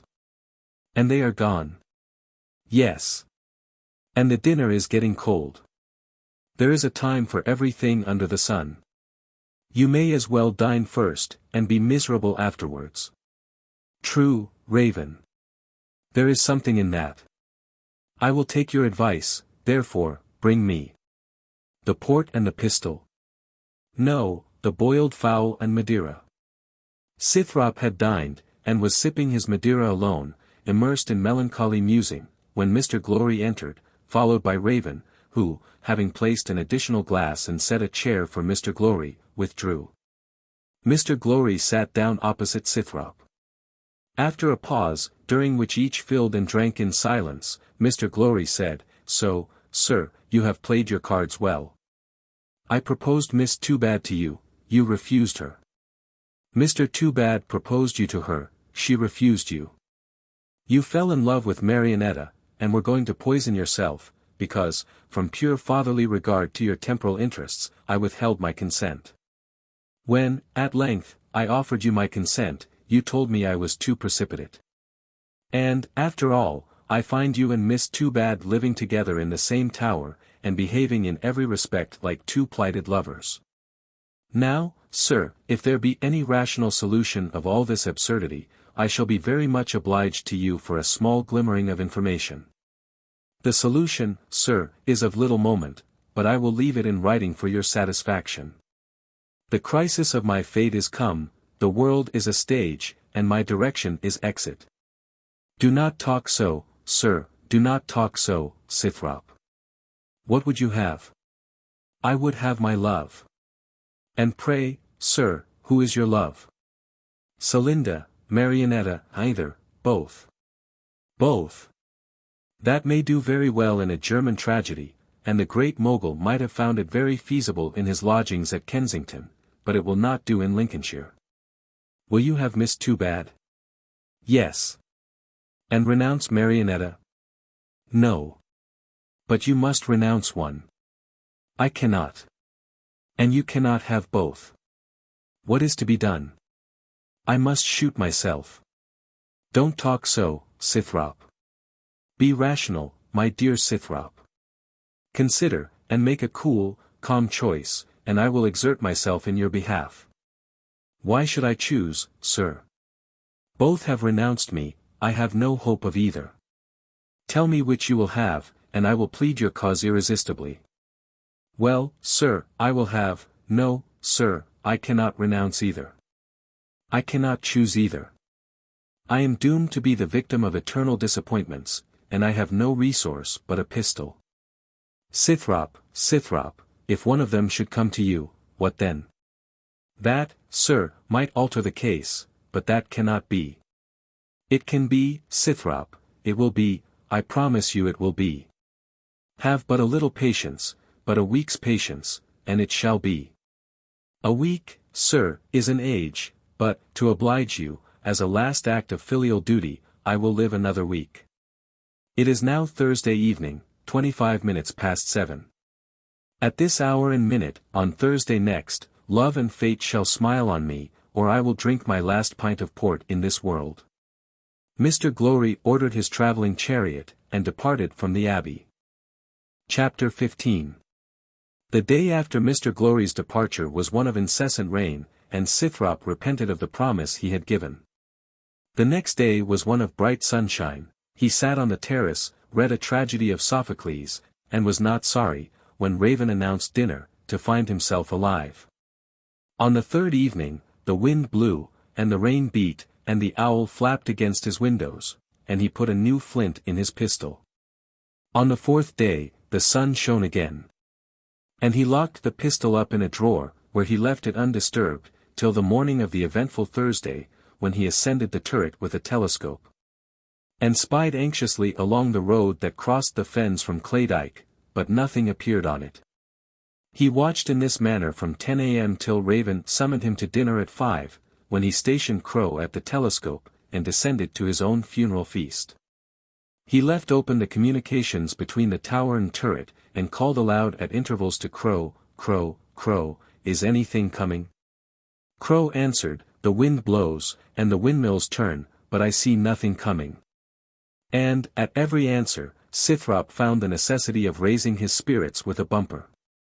After dinner, he gave Raven his watch to set by the Abbey clock.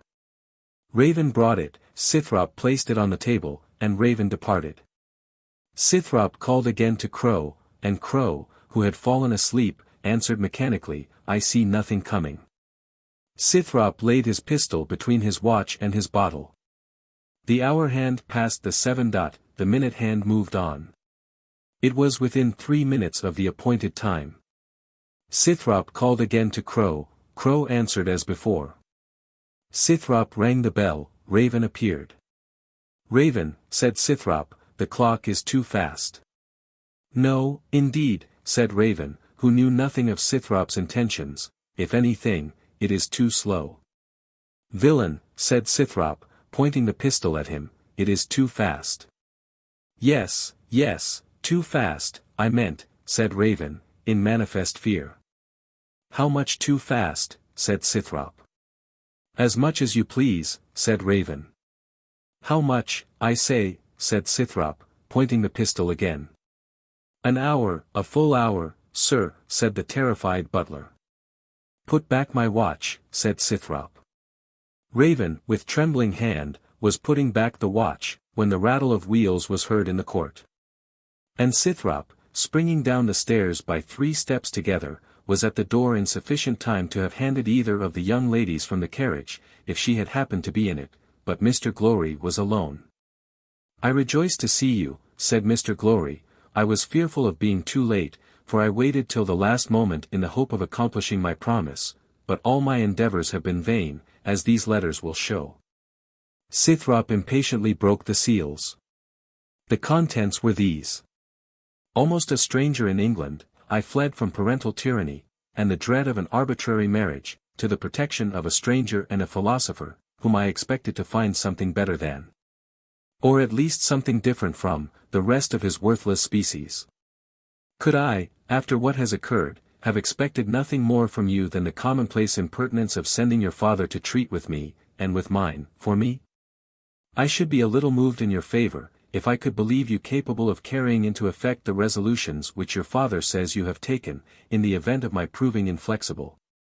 Though I doubt not you will execute them, as far as relates to the pint of wine, twice over, at least. I wish you much happiness with Miss O'Carroll. I shall always cherish a grateful recollection of Nightmare Abbey, for having been the means of introducing me to a true transcendentalist.